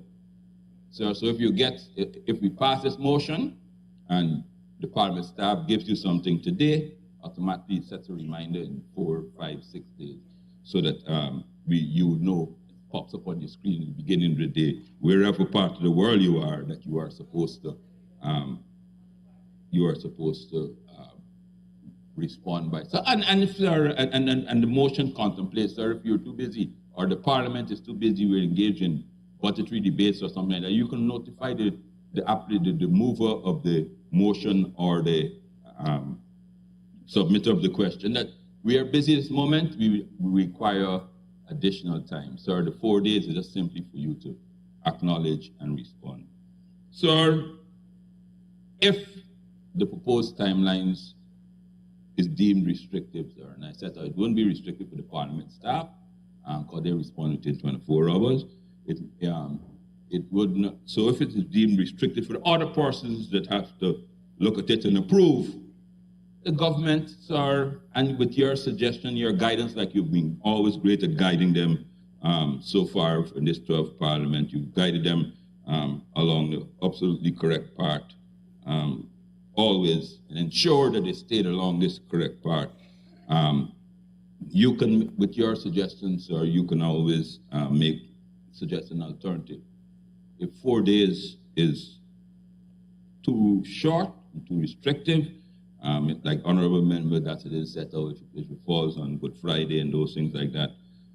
We don't count holidays, but never mind. We're contemplating 4 working days. You can, sir, suggest an alternative timeline. However, in doing nothing, sir, in us as a collective doing nothing, shows that we are not progressing. It shows that as a parliament, we're not even, sir, you, one of the initiatives I know that you have been championing is the e-parliament, and I endorse that.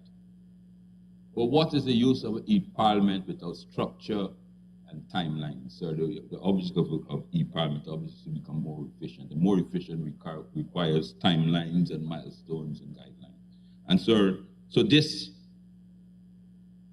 your support and maybe your nudging of the government side support for motion like this, sir, probably is the first cog in the wheel to us achieving your e-parliament ambitions. So I urge the members on the other side of the House not to simply look at this as a motion that has any other hidden agenda. It's simply bringing some structure and timeline to the process. So with those few words, I like to endorse the motion, and I trust when the next speaker gets up on the opposition side, she will propose an alternative date if the 4 days are too restrictive, and we can all unanimously agree. I thank you. Thank you very much, Honorable Member. Honorable Members, I will continue to the completion of this motion, then we'll take a break. Honorable Member, Mr. Ramjetan. Thank you very much, Mr. Speaker. And happy birthday, Barack. I want to just read a note on the standing orders, the most recent edition which I have, which indicates that standing orders are not written stone. They're subject to review.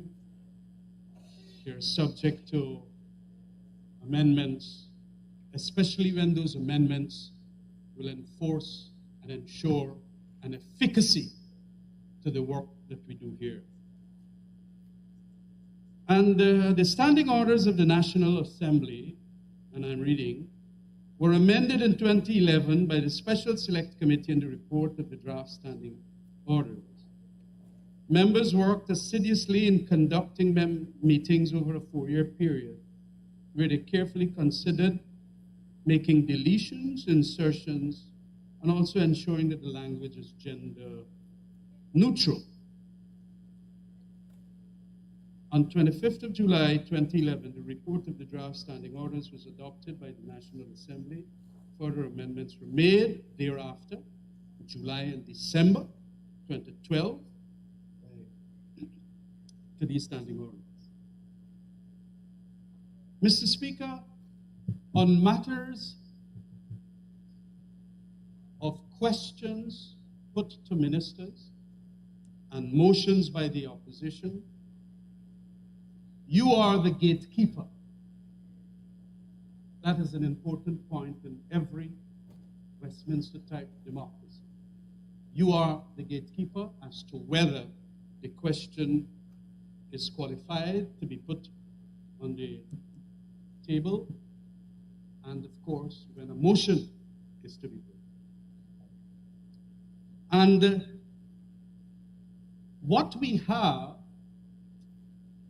is that an open-ended sort of arrangement was granted drafting in 2011 because we were informed, and I recall this because I was a member of the Standing Committee, that there is a convention that speakers are going to ensure that questions and motions from the opposition are heard as expeditiously as possible, and if they do not qualify, that disqualification will come very early. Because, indeed, rules in this honorable, noble assembly are generally sometimes best made and left unwritten. It is necessarily so because not only of historical reasons in which we took our methods from, which has by practices and procedures and so on that are largely unwritten, written in a book by Erskine May. And so it is in that context then whereby being the gatekeeper and having a convention that you will deal with matters expeditiously, it was left open-ended as it is in the standing orders 22, 23, and 27. What we have seen, and that is just like the law, whenever you see certain things occurring in the law or any other institution that requires timeliness in decision-making or time dealing with an issue, you then can come and change or amend or insert a new amendment. And what Mr. Mahipal is doing here is simply the fact that it, as Mr. David Patterson just mentioned, a matter took 8 days to be determined, and we all know you're a very busy man. I know that you're a very busy man. It is important that we now ensure for future parliaments that a time period be granted, not necessarily for the answering of the question, Mr. Speaker. This is for you to make a determination whether the question and motion is qualified or not. And if it is so qualified, that you place it on the order paper. 4 days. So once indeed it is known that the clerk has received the question or motion, within a 4-day period thereafter, it should be then, and it is sent to you, and we know that conventionally the clerk operates pretty efficaciously. He would send it to you within probably hours or a day. You then must ensure that you make the determination that this matter should be then ruled on as to whether it's qualified or not. And if so qualified, that it be put on the table. Timelines in view of our little history in this 12th Parliament are needed. And we can see that it is needed because whenever a question or a motion comes up, it is because the maker of that question, or the person questioning, or the person making the motion, the mover of the motion, by virtue of his politics on the ground, see that it is necessary. It is topical at that point in time. And the reason why he or she then asks the question or moves the motion. When then you have a delay that can be extensive in it not even being tabled or the decision not being known whether it is disqualified, there is a certain disadvantage that mover of the motion or asker of the question is put into. And especially now, since we are a representative democracy, the people who might have urged the question or motion are then not in a position, but until some 80 days after, to make the point, to know that indeed it was disqualified. Or it is, just please. It is something that is, what I am trying to get at is the uncertainty. There is. You would know this, Mr. Speaker, because indeed you were a parliamentarian too that wanted questions to be answered by ministers. I was there with you.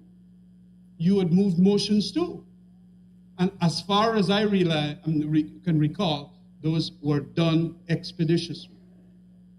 In view of the fact that it is not being done expeditiously, and we are not in any way denigrating you as a speaker. We are simply saying that in accordance with the evolution of our parliament development, that it is necessary now that we put in a deadline period. And deadline periods are necessary. I remember when being in the parliament in 2009, our constituents, and even at that time the government's constituents, had indicated that judges are taking a long time to write their decisions. They hear the trial, they take all the evidence, and then nothing happens for long periods of time. And, we then went to Parliament in 2009 and passed the time limit, I can't recall the correct name, Time Limit for Judicial Decisions Act 2009. Yes, Judicial Time Limits for Judicial Decisions Act, I think it was, 2009. And we indicated that once the trial is completed in the High Court, within 160 days, I think it was, there must be a decision. At the Court of Appeal level, we indicated that it must be, I think, 30 days after arguments are heard that you must do that. Why? Because we wanted expeditiousness about our decision making. And the expeditiousness is a fundamental pillar because decisions affect people's lives. In the case of the High Court and the Court of Appeal, it affects the parties. It affects precedents because we want them as early as possible. In this case, we want to know the answers to questions as early as possible. So the people that got the answer must know that the thing is laid on the table there. We should, in this case, where we are asking via Mr. Mahipal through this motion that it be done in a 4-day period after you would have gotten it as to whether it's disqualified or not, is fundamental because there can't be any delays or any uncertainties because in 4 days you would have made a ruling. If indeed it is disqualified, it is disqualified. Well, we could come again with some amendments, or you could amend it as you have done with a couple of my questions. And then it's proceeded with. Then, of course, we would expect the convention that ministers ought to, as within a short time as possible, as Erskine May has said. In England, it's about 2 days, 3 days. They got to answer because the thing is topical. Why are you going to wait 80 days or more or 40 days when it is not topical? That is not democracy. The people out there would like to know the answer now. And if the representative of the people find that indeed it is, then there should be a quick answer to the question as possible. So there is nothing, as was said by Mr. Sanjeev Dattadin, and I must say that it is rather weak submissions he made, very tenuous, that we will not suffer at the whim and fancy of the opposition by asking for a 4-day. The entire tenor and intent of this has been missed by him completely. And the whole point of it is that indicating that we are doing damage to democracy. If it is anything, just like the conventions in England and other Commonwealth countries that indicate that, yes, a speaker will do it in a very quick time, make the decision, and thereafter the minister will be allowed a quick time to answer, or the motion will be given time in Parliament to be debated, like this one. It is all for the strengthening of democracy.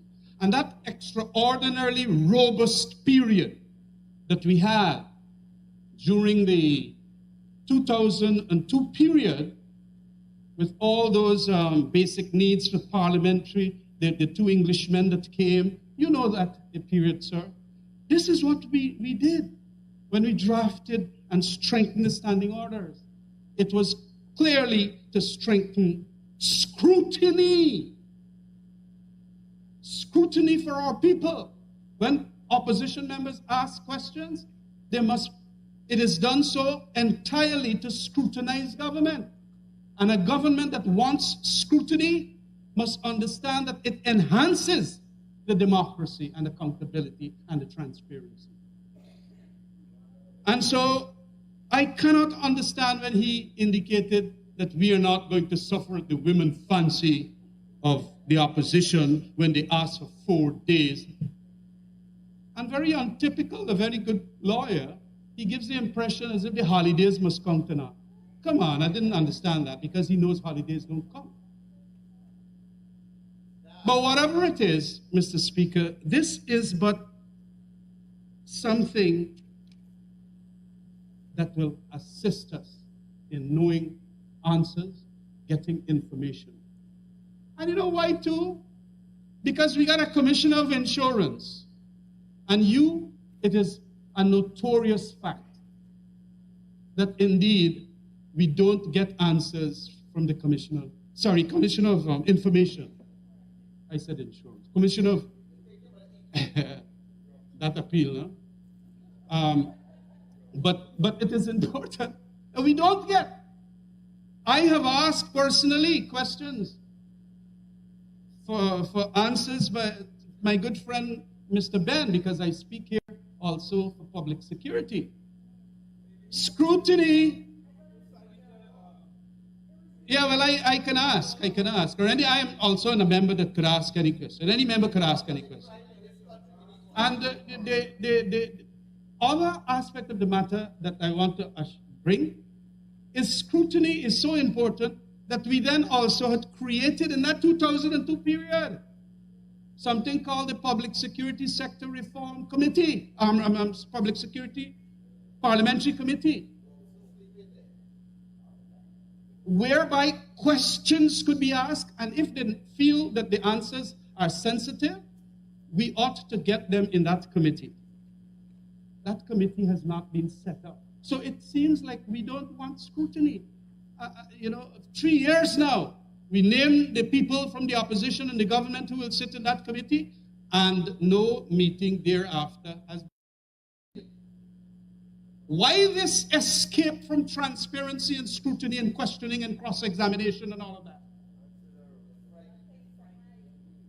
And why after the convention says, when I'm going through Erskine May, generally when you when you have these committees formed, parliamentary committees, within a reasonable time, because they give you a little space, they must become operational. They must become operational. What do we have here in relation to a parliamentary scrutiny committee? Nothing. We can't even ask Mr. May Thomas anything about all that has happened recently. But you know what? When we were in government, they called Mr. Silal Prasad. But, honorable member, persons who are not in the House to represent themselves, you shouldn't name them. So there are two names. Yeah.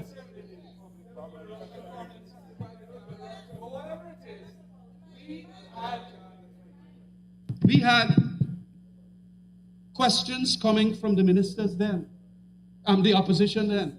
Mr. Harry Gill, Madam Gil Teixeira. If you see questions that came to me, all right, we're going to form this committee. We form it, and for 3 years or whatever, questions asked. Okay, well, what's your policy on crime? Okay, come, Mr. Silal Prasad, and he gave everything. Oh, well, what are your plans on prison? Everything. So the scrutiny that is a bulwark of democracy was done. And so to that extent, then I'm saying that, and it was done very expeditiously. We formed the committee and all of that. So whenever now we got problems in security issue, we simply do not have even that, what is called, in-camera method by which we could get the answers. You know, we can't. And so, and I'm pleading again publicly here, Mr. Ben, convene meetings and let us start getting operational that public security sector committee. I want to say that in this standing orders, we got timelines. Timelines is not a new thing. I want to add this point to what I have made before. I have gone through the standing orders hundreds of times, and I can recall that there's a 1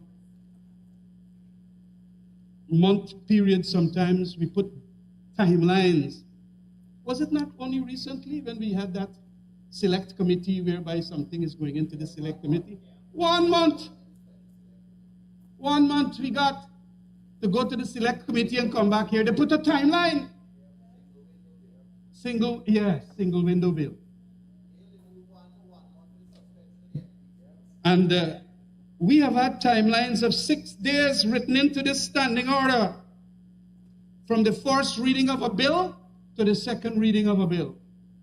I think 6 days. Why timeline? It is because for efficacy, effectiveness, and the fact that timeliness, it is very, very important. And so there shouldn't be something that's asking for a 4 days period to know where we stand, whether the question is disqualified or not, or whether it should come with an amendment, and so on. What is wrong about a timeline being put when the conventions in Erskine may say it must be at a most short or reasonable time, to the extent of, in that country, ministers are asked off the bat sometime questions, 2-3 days, because of the topicality that is the nature of question. And so I want to say that, Mr. Speaker, we shouldn't have a government that is aiding and abetting delays to answers of questions or to motions.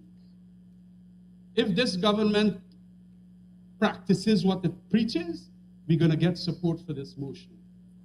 Because they have done it with judges, they have done it here with putting timelines and all of that. And so we must have indeed support for this motion for the reasons that I have just mentioned. Thank you very much, Mr. Speaker.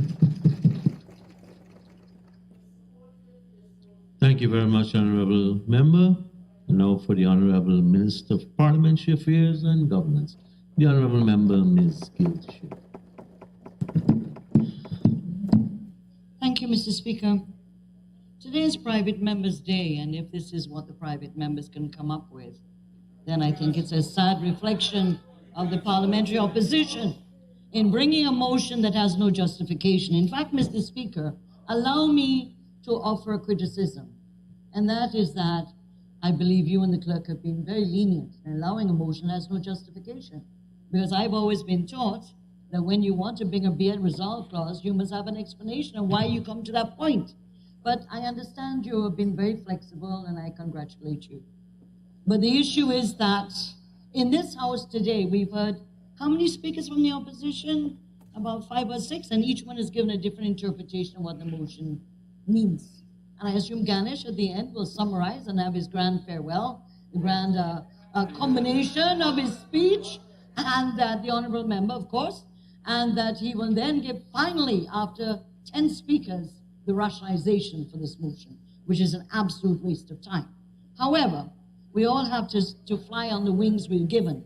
And so this motion is supposed to be dealing with the process of a question going into the clerk to the speaker, and to the MP who's raised the question. So all the contributions about length of time to answer questions is irrelevant. And that has only been for you to have a chance to speak on Private Members' Day because you had no other business to speak on. And so, of all the urgent and major issues of this country, this is what you came up with. Are really interesting. But Mr. Speaker, before I get too caught up in my presentation, I want to have a correction. A comment was made about 80 days and a question that wasn't answered, etc., etc. On January the 16th, 2023, according to the minutes of proceedings of this House, the 16th of January, 2023, Mrs. Valda Lawrence asked the Prime Minister on the gas to shore pipeline project. Her question was published on December the 12th, and it was answered on January the 16th, less than a month or about a month, and it was answered by the Prime Minister, and the minutes of the proceedings show the Prime Minister's answers to the questions. So I don't know what Mrs. Hughes is talking about, because a minister doesn't need to answer the same question twice. And in fact, the House has the right, and the Speaker and the Clerk have to. So if the honourable member submitted her question on January the 20th, it came after the statement and response of the Prime Minister to Ms. Valda Lawrence, who preempted her colleague in asking the same question. So, Mr. Speaker, I'd ask that the minutes of January the 16th, 2023 be circulated. The minutes of the January 16th be circulated with particular reference to pages 11 and to 12, which has, 10 and 11, which have the Prime Minister's response to the issue on the gas to shore pipeline. I'm talking about the question that Mrs. Hughes referred to that took 80 days, etc., and all the long story that she gave. I am talking about Mrs. Hughes. You weren't here. So I'm not referring to you, Mr. Patterson. Don't tell me who to refer to. Don't tell me who to refer to, Mr. Patterson. I'm quite aware of what I'm dealing with. Mr. Speaker, the issue of that, when you pick corn, when the chicken picks corn, they don't always see the whole area where all the corn is. And the problem with this question is that you're cherry picking on a standing orders. First of all, I've heard all sorts of comments about the standing orders. The standing orders are the rules of engagement of this House. They are subject to amendments. And in fact, in 2006, 2005 to 2006, the Sir Michael Davies report and the CPA presented, and at that time the Speaker of the House was Mr. Ralph Ramkaran. There was a special select committee that went through for 1 year, in which both sides of the House were present. And I think Mr. Manzoor Nadir is very familiar with that. That, taking the Davies report, and the recommendations did not alter these particular sections of the standing order. Did not. The reason being that the practices relate to ensuring that the standing orders relate to each other. The government has so much time to table something, the government has so much time to answer something. The opposition has so much time. When you start tinkering, you start unraveling. And as usual, I think this whole exercise was for opportunistic purposes to at least have something to say on Private Members' Day, particularly critical of the government. And you didn't have an opportunity, you needed an opportunity, and this is what you've got, and that's fine. But then when you open the door and you open the Pandora's door, prepare to deal with Pandora's box. Because what comes out of Pandora's box, some very interesting contradictions with what some of you have spoken about today. And let me do some reminding. First of all, just as a fact, the clerk is the custodian of the parliamentary procedures of this House. The clerk is the advisor to the Speaker in regards to what is procedurally allowed and not allowed. And that has been the practice from Mr. Narayan's time, etc., etc. And that's also captured in Erskine May in terms of the table officer, the clerk, and the Speaker. In fact, a lot of comments were made about Erskine May, and I just want to quote, as you've all been quoting, or some of you have been quoting, on page 342. The Speaker is the final authority as to the admissibility of questions. Irregularities in a notice of a question are dealt with in the manner adopted regarding notice of motion, and it refers you to the other pages, and are corrected in the table office or reserved for consideration. It goes on that the Speaker's responsibility in regard to questions is limited to their compliance with the rules of the House. And of course, under the admissibility of motions in our House, which is the same as in the Erskine Mays, the issues of what is an admissible motion or question. In fact, the Speaker can rule out a number of issues, for example, regarding what may be considered issues of public interest, issues of public security, public order, including whether it's a repetition of other questions answered before, or whether it's in compliance with the court. But let me just, as I've all heard these grand statements, you have to go back in to do your homework.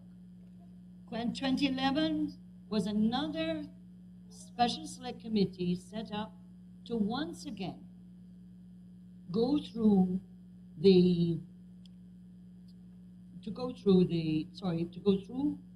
standing orders, right? And the report came out in 2011 before the 2011 elections. But this was after the 2006 Special Select Committee put forward all the amendments in 2006 before the 2006 elections. The members of that committee, Dr. Leslie Ramsamy, Dr. Frank Anthony, Mansoor Nadir, the Honorable Maniram Prasad, myself, Moses Nagamutu, Winston Murray for the opposition, Clarissa Rio, Lance Carberry, and Kemraj Ramchatan. So the 2011 committee, which report is here, that was tabled, the report of the Special Select Committee on the report of the draft standing orders. This was gone through, and this committee also looked at every single standing order in what had been amended and so on under Sir Davies. And when it came to the Standing Order 20 to do with timelines, it made no changes. And there's a reason why, because it was felt that the clerk and the Speaker have to have time to do their work. And it's not about people traveling and all that nonsense you all talked about. And I'll give you some examples of where in the last Parliament, previous parliaments, where speakers had to get advice from other parliaments and other lawyers to help them. And I'll give Speaker Trotman on the issue when Minister Rohi was silenced from speaking. And so the matter went to the court, and in the meantime, the motion came to try to get Mr. Trotman to lift the silence. Mr. Trotman, and on another motion that Mr. Greenwich brought to do with cutting the budget of 2012. You know, there's reducing the budget of 2012 and 2013. Mr. Trotman called on a number of speakers in the Caribbean, including one who was his mentor in law school, the speaker in the Dominica Parliament, but called in a number of speakers, including hired, as I believe, a number of lawyers to look at this, to advise him. It took 9 months, and it was only when the Chief Justice ruled that you could not do this that then it was lifted. But the arguments then came out to lift it. So for 9 months. And let me go to give another one. Let me give another one. Where, let's give probably the most historic one of all, and one you don't like, obviously. The no confidence motion. It was tabled. It was tabled in November, around November 15th, 2018. The Speaker did not allow it, did not approve it. A one-sentence motion that the Erskine made also refers to as one sentence for no confidence motion. That a no confidence motion does not have the explanation. And therefore, Mr. Speaker, you weren't there, Mr. Speaker, you're in the public gallery. I'm talking about minutes and records. Mr. Speaker, I'm seeking your protection. Mr. Speaker, please put the volume louder because I'll start coughing. Mr. Speaker, the Honorable Speaker at the time, and the Honorable Clerk who was present, received the no confidence motion around the 15th of November. It was never approved by the Speaker for weeks. And then it just happened to be approved when the budget began. And the date for the meeting, and the date for the sitting was named as December 18th, 2018. A historic day. Because if it had come before the budget, you would have been out longer. But Mr. Speaker, the fact that the Speaker at the time needed time to see whether the one sentence was in order or not. And he took 5 weeks to do that on a no confidence motion, which you have quoted from the Erskine May, that says that a no confidence motion must be dealt with alacrity because the opposition is the body waiting to get into government. And so, Mr. Speaker, you know when people talk through two sides of their mouth, what happens to them? And so, they're talking through two sides of their mouth, Mr. Speaker. Let's go to another example of the great democratic thrust of some of my friends in the opposition who spoke and waxed about democracy. Mr. Speaker, I want to remind my honorable members and colleagues on the other side that the same standing orders which had in the sectoral committees 4 for government, 3 for opposition. Well, in 2012, after the 2011 elections, the opposition decided, because it wasn't a coalition, but they had 1 seat more, although the People's Progressive Party had the majority of votes, that they decided to get up in Parliament. Dr. Rupert Rupnarain, supported by my friend and my very good friend, Dr. Mr. Ramjatan, to support the members of the sectoral committees being reversed. So the opposition got 4 and the government got 3. Went through the House, big debate, passed. And then we got to 2015, when you're now in government. And lo and behold, Mr. Ramjatan gets up and passes to the honorable member. Don't tell me to speak to motion. You speak to no motion. You'll speak to none. You've been drifting all over the world. Don't tell me about nothing. You're not my speaker. You're not the chairman. Be quiet. Mr. Speaker, in 2015,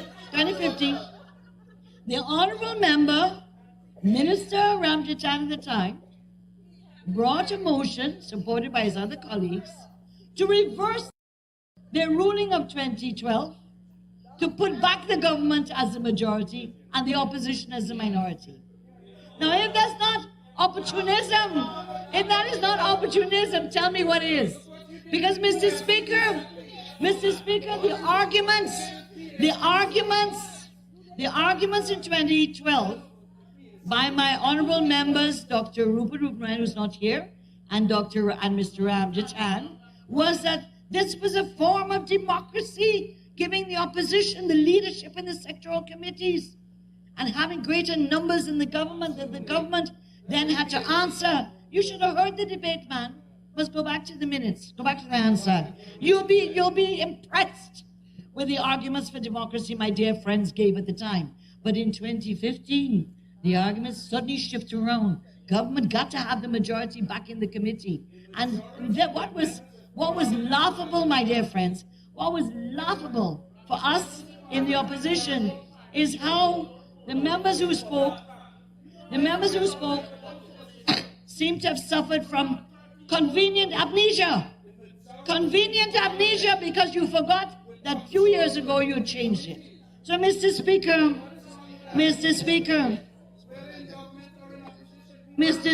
let's take another example of this great democratic thrust by the opposition members. Let us remember in 2012, for the first time in the history of this parliament, the Speaker spoke about the 70th anniversary of this parliament. And yet, in 2012 to 2015, Mr. Speaker, the government voted, the opposition voted to have the Speaker and the Deputy Speaker. Both. Although names were put forward for Speaker and Deputy Speaker. They voted to get both. In 2015, there was no Deputy Speaker. But 2012 to 2015, the opposition held both the Speaker and the Deputy Speaker. So, Mr. Speaker, you know, if the gentleman wants to open up the door, I can open it. If the honourable member wants to open the door about an agreement that was made, an agreement was made with the AFC to put Ram Grant in the chair. And on the floor of the House, you did a double take, my dear. Double take. And you did a double take. Not to be trusted. Don't tie bundle. Don't tie bundle with these people. They're going to sharp you in the end. Mr. Speaker, when the honourable member,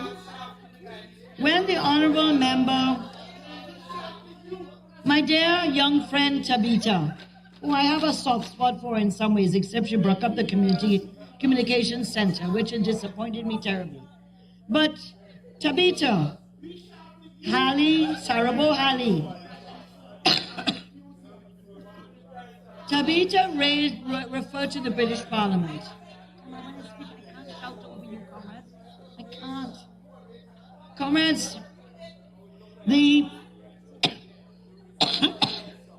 when the honourable member Tabitha Sarabo-Haley spoke, the British Parliament was referred to. Again, for the young member, the British Parliament meets full-time. The members are full-time. And so there's no comparison. This is a parliament that is not full-time, that members are not full-time, and therefore the timings are different. And even if you read the Erskine Mays carefully, it says that even when a member puts their name down and asks a question, it has to go in the order of the questions. And so even though people have put questions down in this parliament, you have to wait for your order to come up. That is not the government doing. That is a procedural point in the parliament, which if you ask the clerk to see the books that are kept, that keep the record of when the notices, when the motions and questions come out, then you will see. But Mr. Speaker, all this highfalutin, and beating of one's chest to be able to show that they're democratic. It doesn't remove the stain of certain things, Mr. Speaker. It doesn't remove the stain. You can jump high and low. You can go as far as the Himalayas. It cannot remove the stain of 2018 to 2020, where this country, the Constitution was violated, not the standing orders, not the standing orders, the Constitution was violated by having 19 months wait for an election after no confidence motion, where the Constitution said 3 months. And worse than that, we had to wait another 5 months. So the Guyanese people waited 19 months post a no confidence motion for the declaration of the results and their president being sworn in. And yet in this House, the level of disrespect to make it seem as if this is not the government and to make derogatory comments about the sitting government. You should be ashamed of yourselves. Ashamed. And the electorate will deal with you. I trust always the electorate. In local government elections, you can see what can happen. You haven't even fielded constituencies. You're not ashamed of yourself? 239 constituencies you haven't been able to field. 13 local authorities you haven't been able to field. And you come here and big up? You come here and big up? Who are you? Mr. Speaker. Mr. Speaker. The Honorable Member Ganesh, who I've been trying, Mr. Speaker, I've been trying to coach. I am trying to coach Ganesh, my ball, because I believe that there are some members on the opposition side who will make good MPs in the future. But they don't listen, they don't do work, they don't research. Mr. Speaker, the motion before us is saying, first of all, it doesn't tell us why we should change. So maybe show that that's not how it works, my dear. Read your standing orders. But Mr. Speaker, Mr.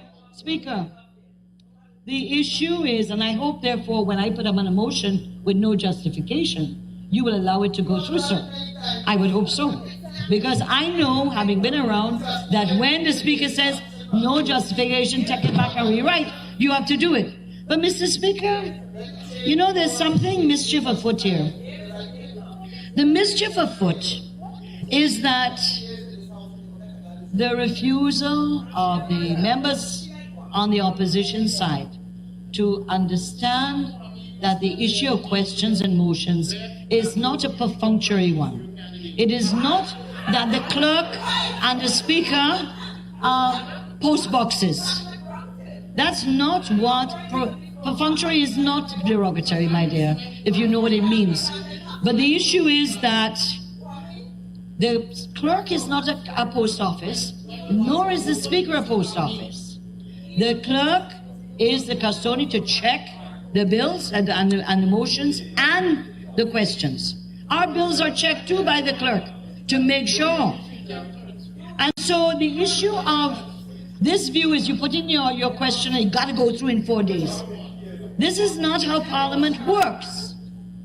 Unfortunately, and I'll give you an example about discipline. We have in some way in this Parliament to recognize authority. The crux of this issue has to do with authority. Who is the authority in charge of the questions and motions? When it was Mr. Dr. Scotland, I can say to you, not one of the motions we presented came back unamended. And in some cases, so heavily amended that it lost the context of motion clauses. And let me give you some examples.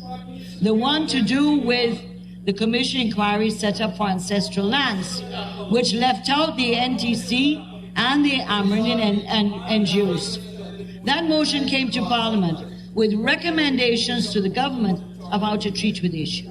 The Speaker removed 4 of the be it resolved clauses and just put in consider the inclusion of these people. Let's go to the Walter Ross Commission of Inquiry motion, which I brought. I'm saying from my experience because I brought these motions. That the Commission of Inquiry motion on Walter Rodney That motion that I brought under Dr. Scotland was also so heavily amended, it became like blancmange near the end. All that was left is that calling on the National Assembly to adopt and to adopt the recommendations. In fact, on the House, the minister then called for that consider the recommendations. But on the House, in the motion that was sent to the Speaker, it was heavily amended. Not one of the motions that we submitted in the last Parliament came back unamended. Secondly, they took much longer than the time that's normal. Third, next issue is the questions. Questions were also heavily amended by the then Speaker. Sections and chunks were taken out. And so, when it was Mr. Ramkaran, that would happen infrequently, but would happen. But under Dr. Scotland as the Speaker, it happened every time with everything the opposition brought. And I'm not even referring to the innocent, non-partisan motions of mental health and suicide, which were brought, which were also heavily amended, and voted down, defeated.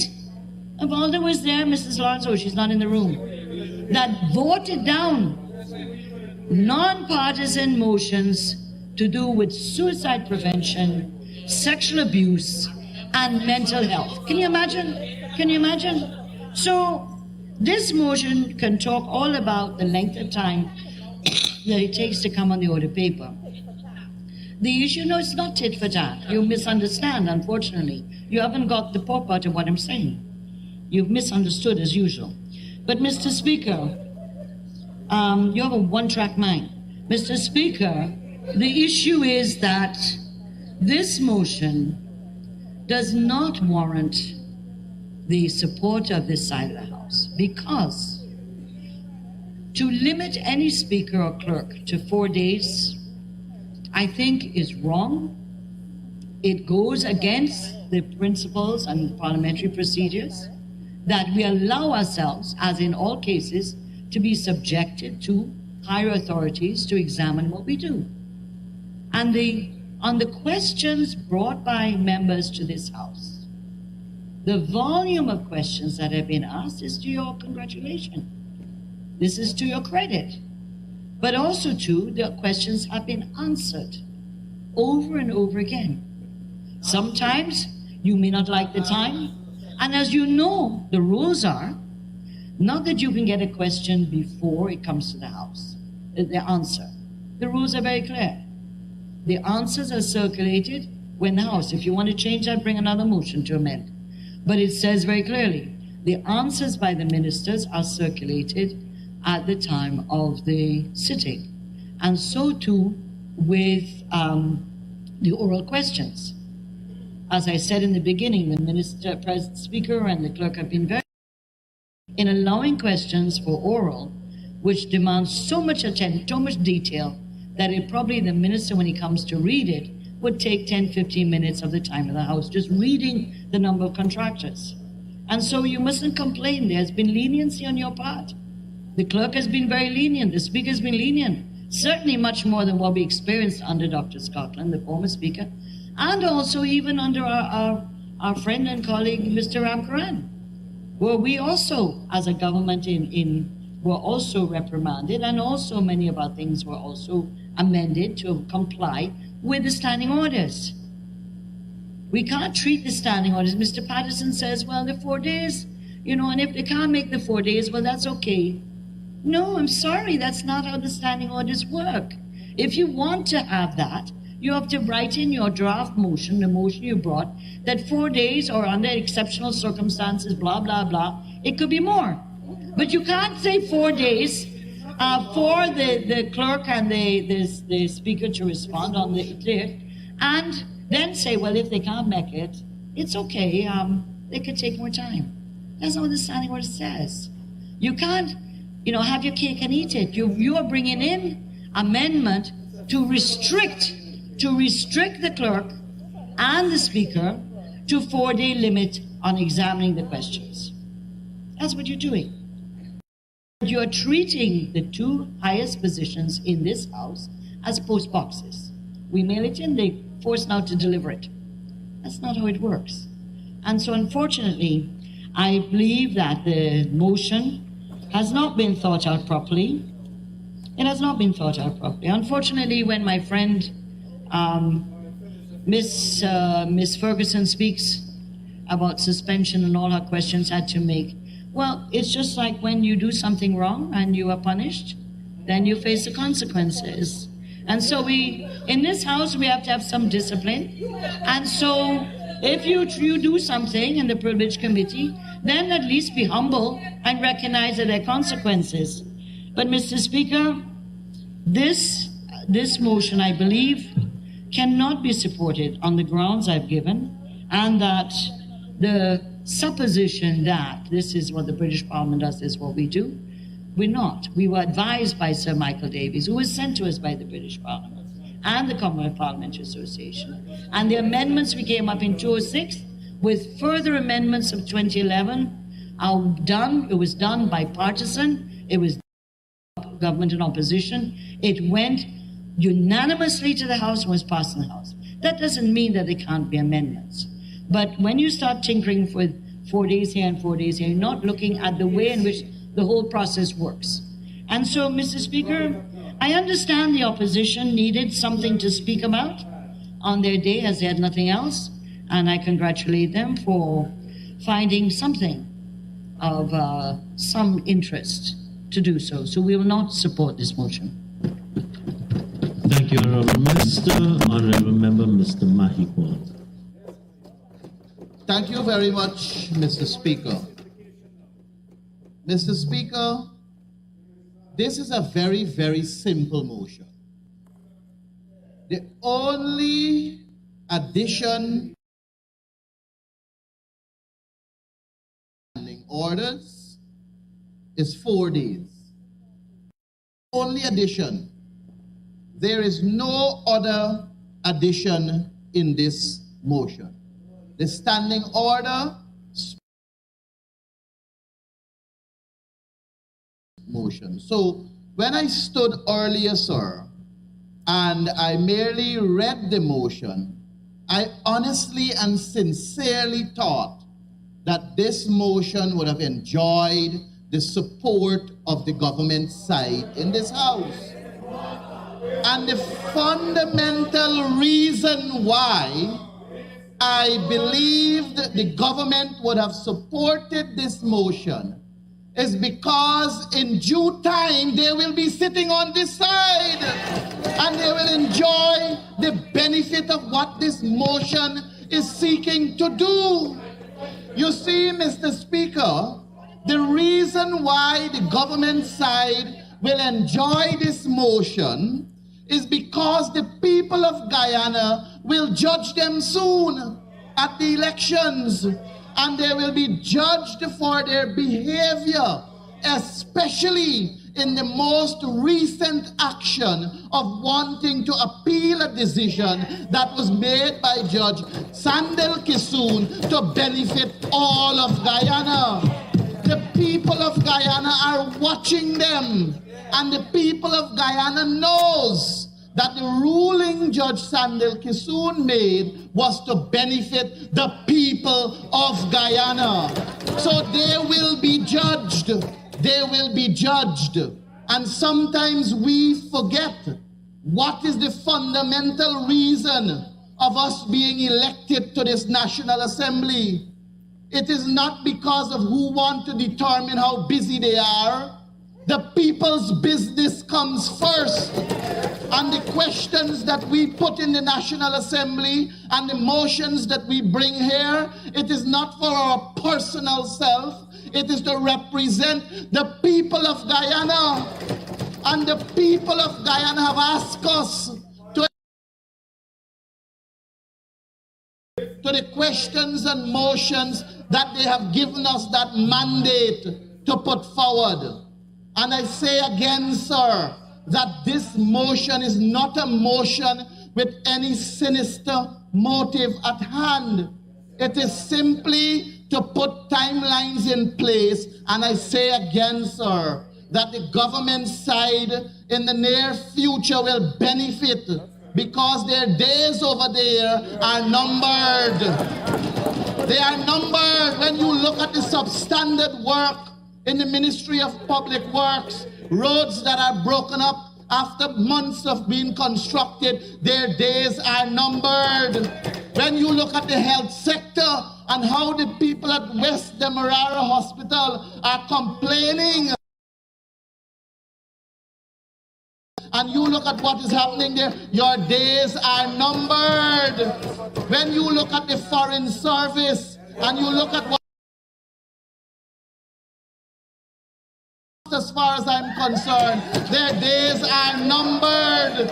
When you look at the Honorable Prime Minister and deals with issues, your days are numbered. When you look at the security sector, their days are numbered. Honorable Member, this motion that want to number. Mr. Speaker, your days may be numbered too, but let me make this very clear. I am speaking to the motion because it's a motion to benefit them, the honorable members on government side, when they come over here sooner rather than later. When you look, sir, at the Honorable Dr. Vindi Prasad and how staff members had to write a letter against. Sir, when you look at the housing sector and the manner in which house lots are being allocated where people that their lots are located, their days are numbered. Sir, when you look at what is happening in all the sectors in this country where we boast about oil, the money, and it can't be felt by the ordinary people, and cost of living is sky high, the people of Guyana will judge them and their days are numbered. So when I call on the government side to support such a motion, it is simply because I know days. Sir, I want to turn my attention to the presentations made by the three honorable members on the government side. On the opposite side.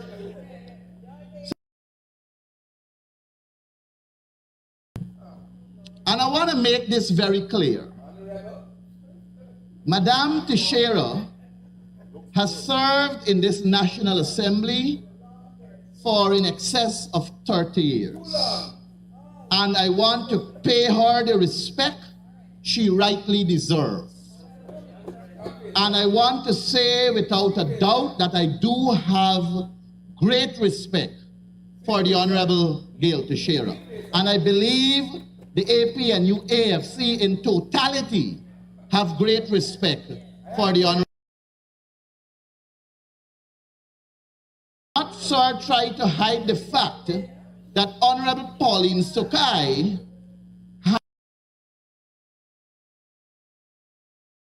Honorable Gail Teixeira. Perhaps her constant silence have made people not recognize that. But for the same years of service as Honorable Teixeira. And it is remarkable. But when you listen to an argument coming from my friend Honorable Teixeira, all, particularly me, a young member of parliament, as to where is this years. Sir, this honorable member, whom I have the great and spoke about the no confidence motion, I have to remind Honorable Gail Teixeira that Honorable Moses Nagamutu submitted in 2013, And instead of that motion being brought to the floor, the parliament was prorogued. But the opposite side submitted a motion and it was debated. The government side at that time didn't run from a debate. So that ought to be mentioned, sir. My good friend, whom I have great respect for, went into history and talked about the standard. Sir Michael Davies' report never said that the Honorable Teixeira have the right to stand on a committee, but it seems as though Sir Michael Davies' report is conveniently being used in this Honorable House. Standing Order 82 was suspended. Include Standing Order 84. Didn't exist. Sir Michael Davies never said that the quorum for PAC opposition and the chairperson, Sir Michael Davies, for PAC existed since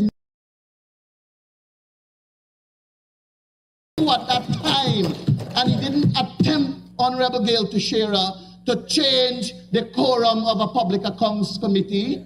And the public, the people of Guyana, they are seeing what is the happenings right now in the Public Accounts Committee.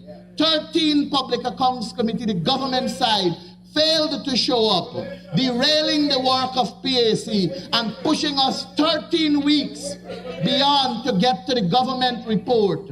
And everybody knows that the reason why we have a Public Accounts Committee is for transparency and accountability, which the government side is running from. Sir, the Honorable Teixeira talked about two sides of their mouth. We have been in here long enough to know who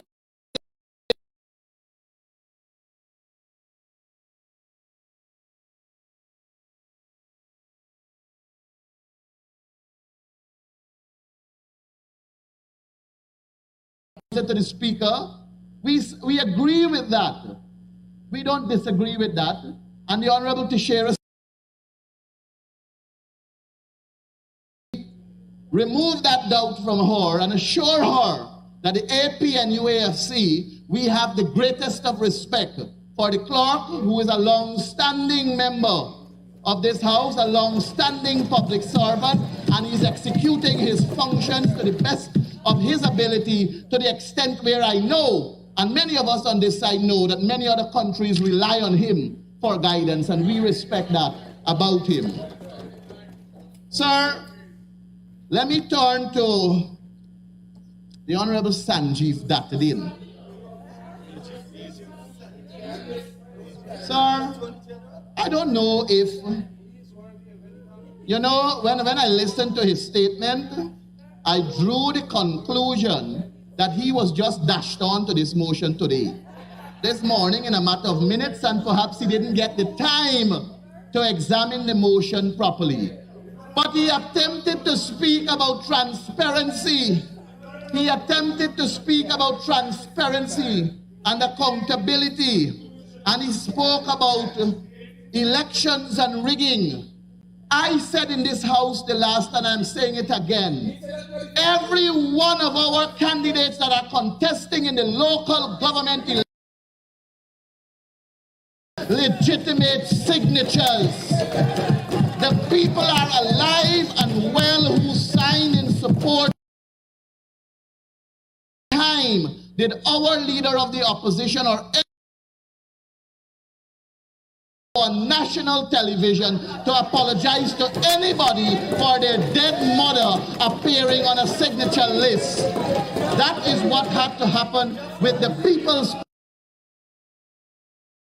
Talk about transparency and accountability. Let us not talk about electoral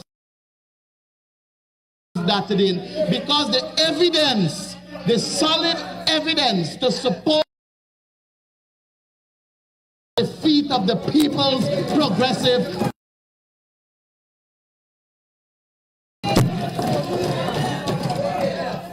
That same honorable member, Sanjeev Dattadin, spoke about the suspension of MPs because of the mace.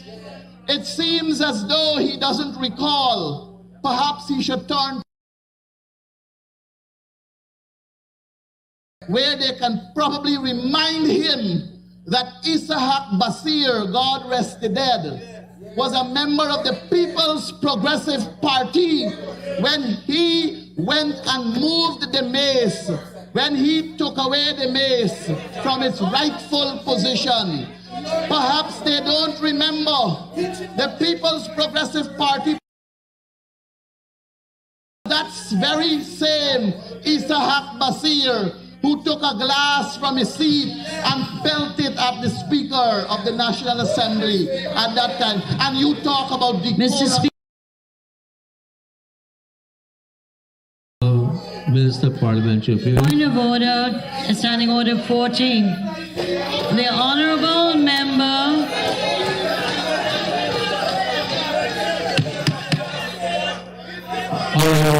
Mr. Speaker, go ahead. the Honourable Member is referring to a person who has passed, and secondly, he was expelled from the House to not be a member of the House after that incident. So he faced the worst consequences.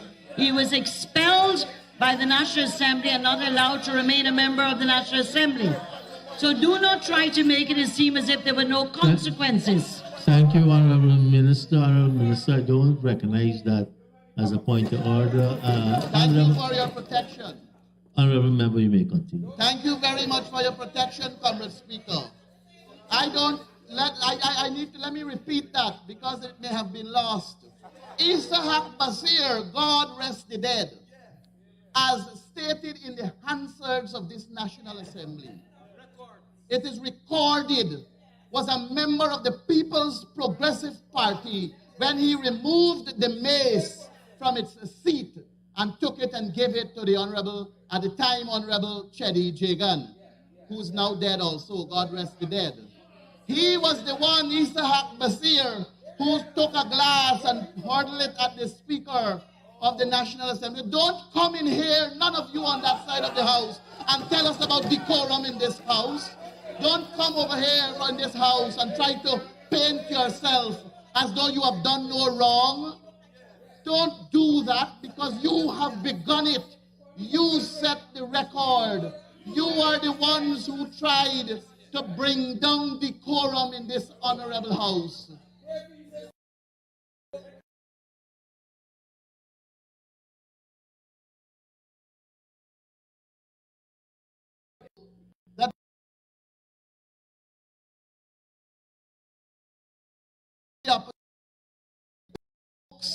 That are on the desk. History has taught us that it is the People's Progressive Party that has a track record of no respect for law and order.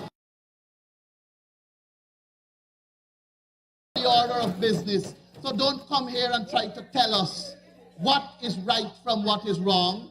You have a dirty past, and it is well documented. So don't come and try to tell us about it. Mr. Speaker, I turn to my friend Alistair Charlie, Honorable.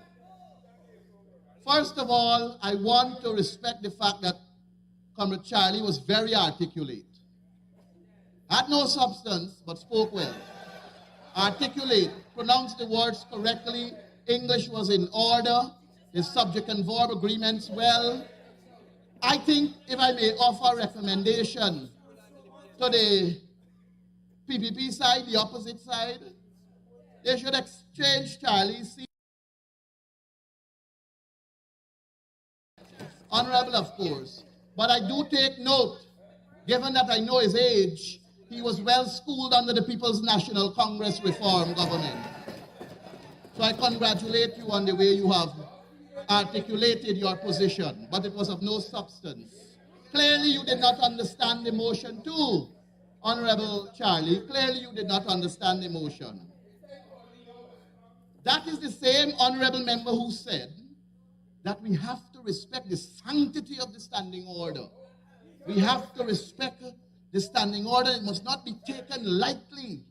It is there to guide us, and it has been there for a long time. He clearly didn't remember when Gail Teixeira stood up, honorable of course, and moved to amend the standing orders. So this amendment to this standing order, official when it applies to the People's Progressive Party. Honorable Ben, do you have learned, my dear comrade, in this honorable house, and you have used it very frequently. Is that sanctimonious? And you see, sir, I have to answer these honorable members because I sat here and I heard how they twisted the entire intention of this motion. It was a simple motion brought before this house for support from their side. If there is no ulterior motive, and it simply seeks to provide the people of Guyana timely answers to their questions and to their requests for motions. That is all it seeks to do, nothing else. And it is because we on this side of the house recognize that our fundamental duty is to the people of Guyana. We agreed and accepted to take a seat in this house to deal with them first as priority. The people of Guyana. There we accepted to deal with as priority. So I say to the honorable members on the opposite side that if you believe that we should not put a timeline to satisfy the people of this country, then you are basically not satisfying your duties and you should simply go. You should simply submit your resignation letter and go.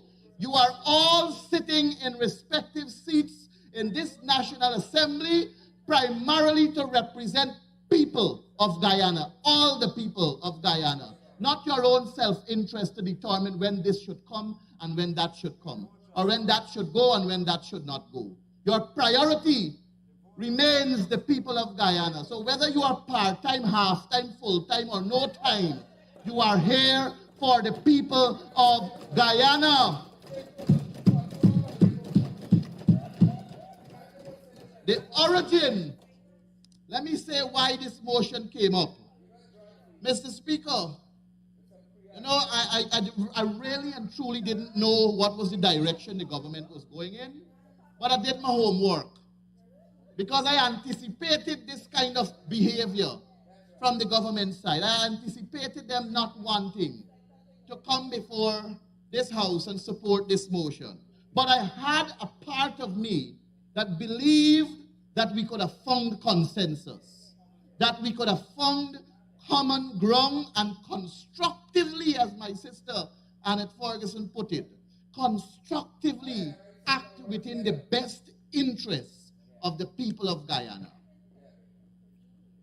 When the motion for the approval of the list of entities nominate members to the Ethnic Relations Commission was laid, a couple of days after it reached the order paper.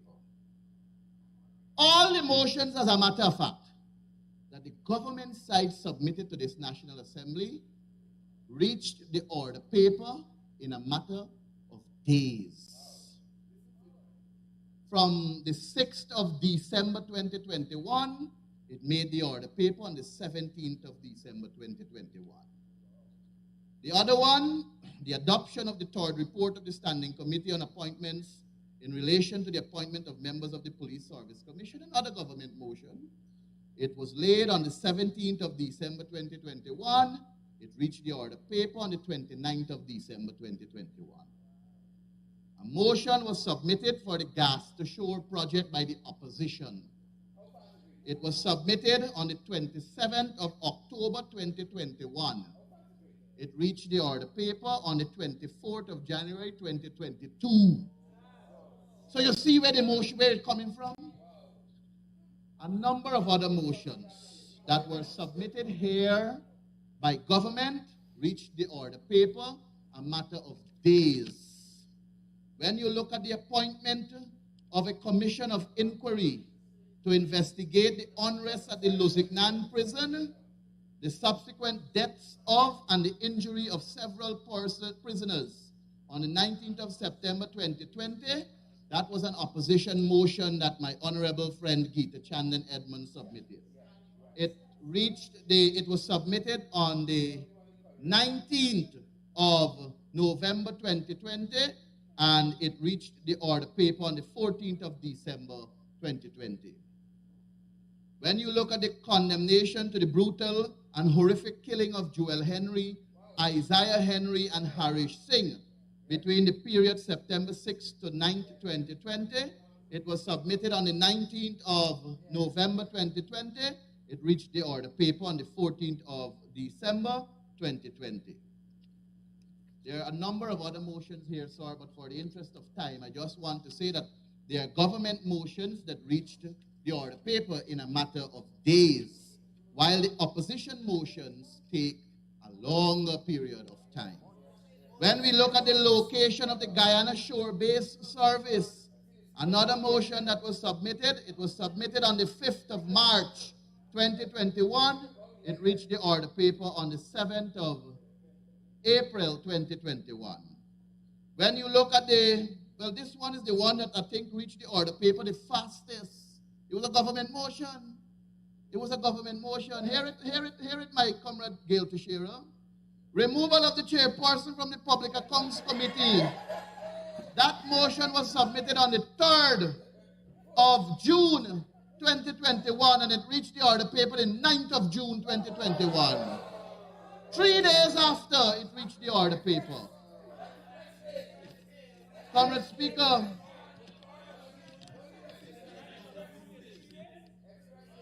six days.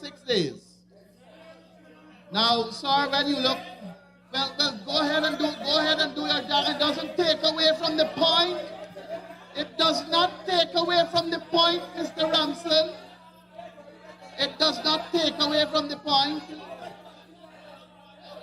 Sir, when you look at the increase in the cost of living for Guyanese, it was submitted on the 29th of April 2022, and it made the order paper on the 14th of June 2022. Sir, and I must say this. You know, this was a testing period for this motion, because I am very well cognizant of the fact that after these motions and questions reach the order paper, there is a statutory timeline that they ought to be satisfied before they make the order paper. And I believe questions are 21 days and motions are 12 days, reference to the opposition motions, 12 days. And I must say that I did seek to submit an amendment to cater for that also, and was rightly so guided that because I am dealing with other motions there, other standing orders, it ought to be submitted as a substantial motion. So I put on notice that another motion for amendment will be coming to reduce the days that it takes questions and motions to move from notice paper onto the order paper. And these actions are not things that are of sinister motive, as I made mention before. It is simply to have timely, effective, and efficient responses to questions and issues the ordinary citizens of Guyana have and will like them to be answered.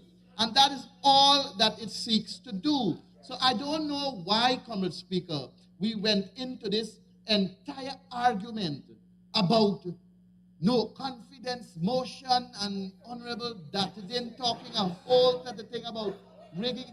They opened the Pandora box. And we have given them reasons to recognize that they should not have. Because the amount of sins that are at the feet of the People's Progressive Party, there is no place or space for any blessings based on your behavior. So don't come talking to us about that. Sir, I need to reiterate the point.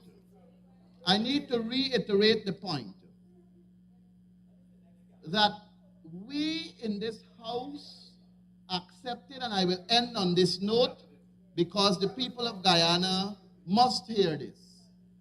We accepted, sir, to occupy our seats, to represent the people of Guyana, and to treat them as priority.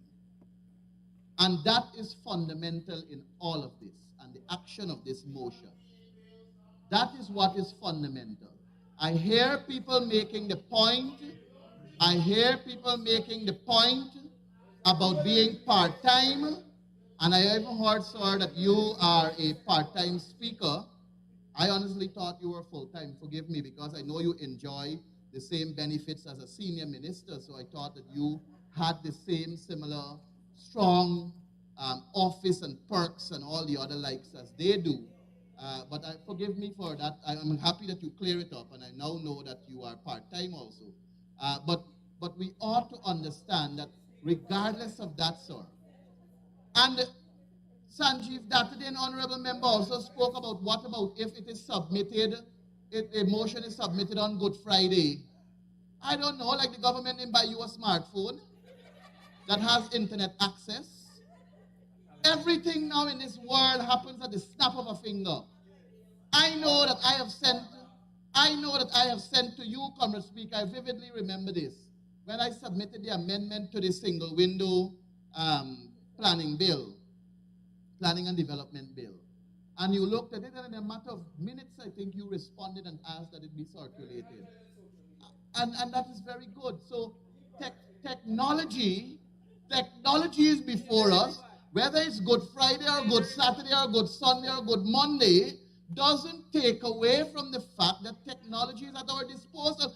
We have a hybrid parliament where people could be as far as China and still log in and participate. And you are bringing an argument, Honorable Dattadin, about Good Friday? We are not there anymore. We have advanced ourselves.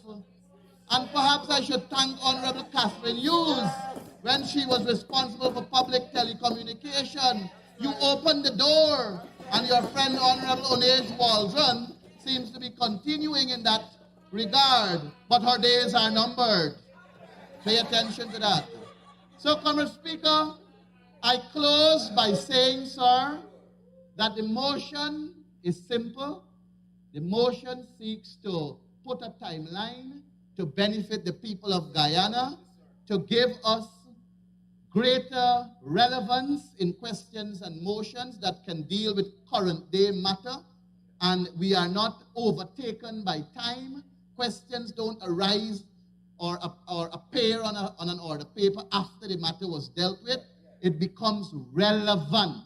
And that is why, sir, because of that time frame that we have, I had to attempt last night to submit a motion concerning Justice Sandil Kisoon's ruling and calling on the government side to respect it. And I understand, sir, that you did not allow it, but it is those kinds of hurdles that are within the standing order that caused me to go down the road on the definite matter of urgent public importance. And it was. The people of Guyana know it was a matter of definite urgent public importance. But even though we respect the decision of the chair and the House, the debate in the public will not finish. The debate in the House, in the public, is what is important, and that is what each and every one of them over there will be judged on. Because God forbid, if there is ever an oil spill in this country, then all of you should be placed on an island to stay there forever. And on that basis, Comrade Speaker, I beg to put this motion to the floor, and I hope I have brought some degree of clarity that will see the support of the government side for the passage of this motion because it acts within the interests of the people of Guyana. And I trust my good friend Dr. Ashik Yassoon will equally support this motion because our presence here is not for ourselves, it is for the people of Guyana. I thank you, sir.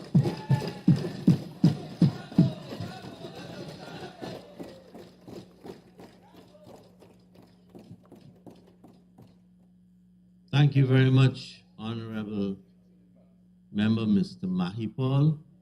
I did not want to interrupt the passion which you deliver some of that content, but the use of some of the motion did disregard standing orders.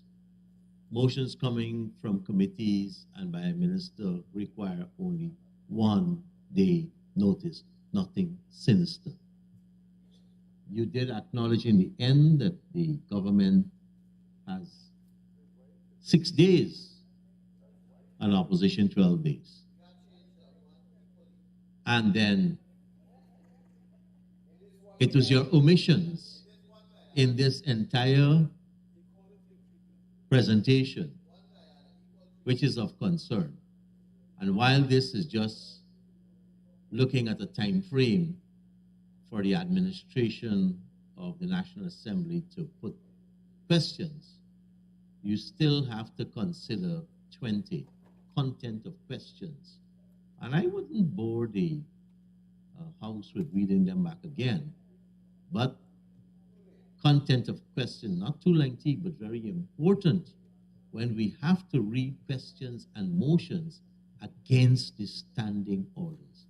And that is why, in the end, a certain motion on inflation and cost of living took a long time because in the end, it had to even go back to the legal committee to look at it. Nevertheless, we are here, and I now put the question, the motion submitted by the Honorable Member, Mr. Mahipal, to the vote. Those in favor say aye. Aye. Those against say no. Division. The noes have it, and there's a division.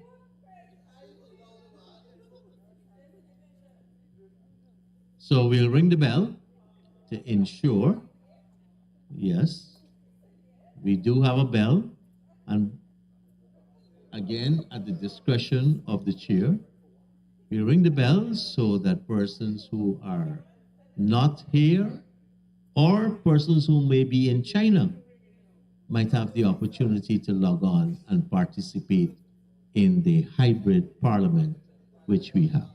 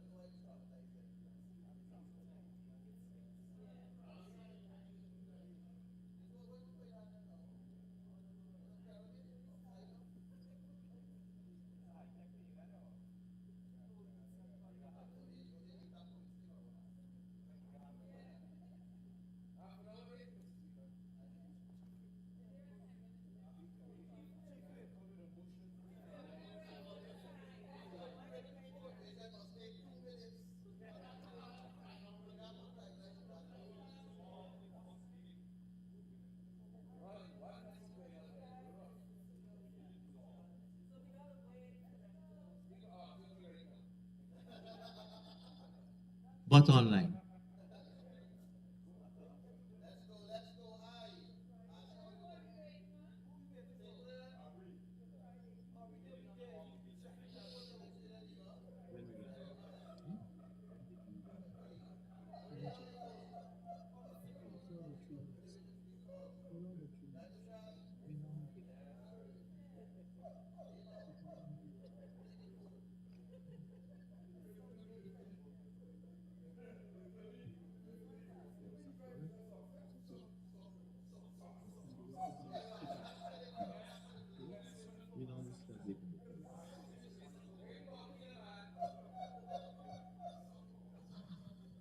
Mr. Clerk, you may take the division.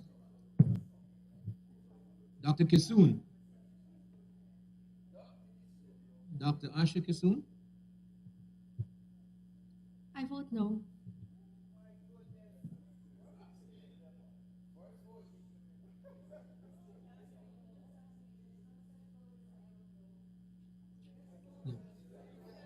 Yes. No.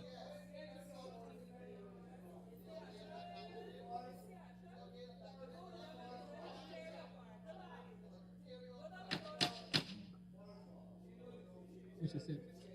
She against. No. Mr. Sears. Yes. Mr. Sinclair. Yes. Miss Alert. Yes. Miss Philadelphia. Miss Yes. Mr. Jaiprashad. Yes. Mistress Flubes. Yes. Mr. Rajkumar. Yes. Mr. Mahipal. Yes. Mr. Figuera. Yes. Mr. Cox. Aye. Mr. Patterson. Miss Fernandez. Yes. Miss Ferguson. Yes. Mr. Singh Lewis. Yes. Mr. Sarabo Ali. Yes. Dr. Cummins. Yes. Mr. Henry. Yes. Mr. Ram Saru. Yes. Miss McDonald. Mrs. Walton Desir. Yes. Mr. Jordan. Yes. Mr. Jones. Yes. Mrs. Hastings Williams. Yes. Mrs. Lawrence. Yes. Mr. Duncan. Mistress Chandon Edmond. Yes. Mrs. Hughes. Yes. Mr. Holder. Yes. Mr. Ford. Yes. Mr. Ramjatan. Yes. Mr. Norton. Yes.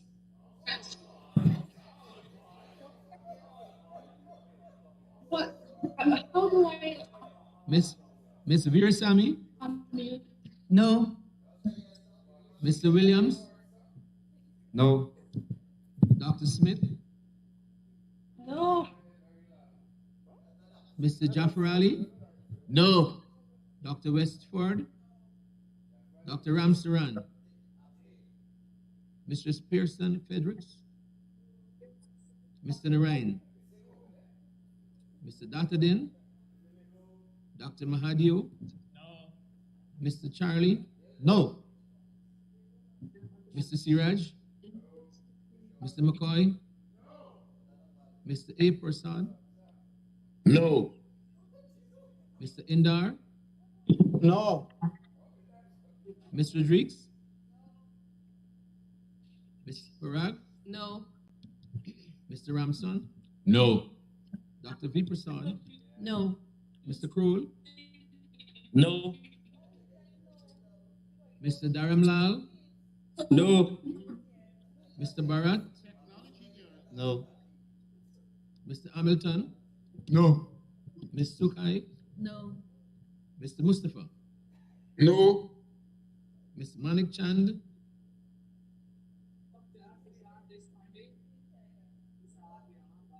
Ms. Manik Chand.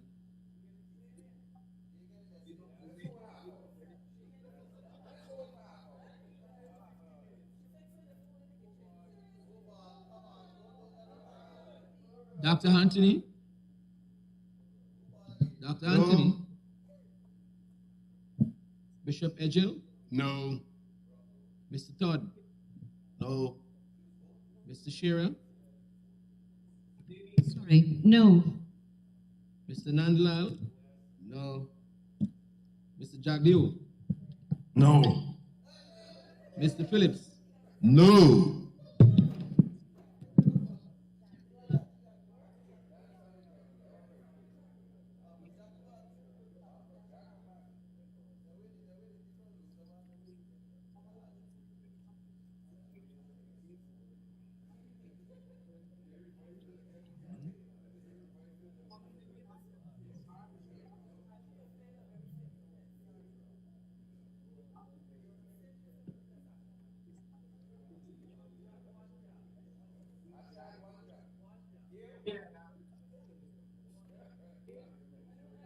Mr. Speaker, this is Priya. I got cut off the internet. I sent you a message, and I'd like you to acknowledge my message. My vote is no.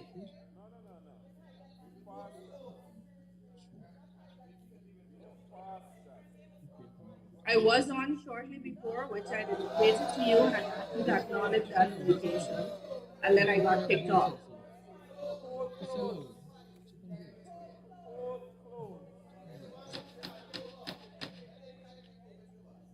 Honorable members, we're in a hybrid situation.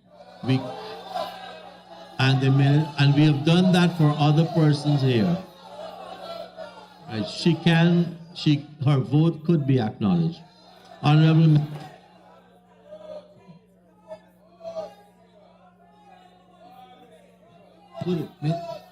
Mr. Manik Chand? Mr. Manik Chand? No.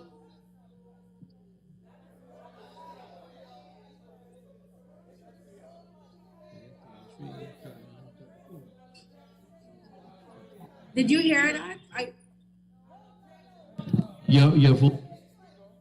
Your vote is acknowledged. Mr. Speaker, Thank the you. opposition would just like to register their objection to that vote being counted. Sir, it's standing orders. It's very clear. Honorable members, I now call on the clerk to read the results of the voting.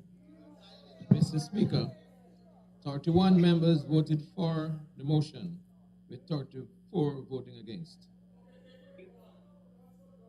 Honorable members, the motion is defeated. This is a good time to take the suspension for lunch.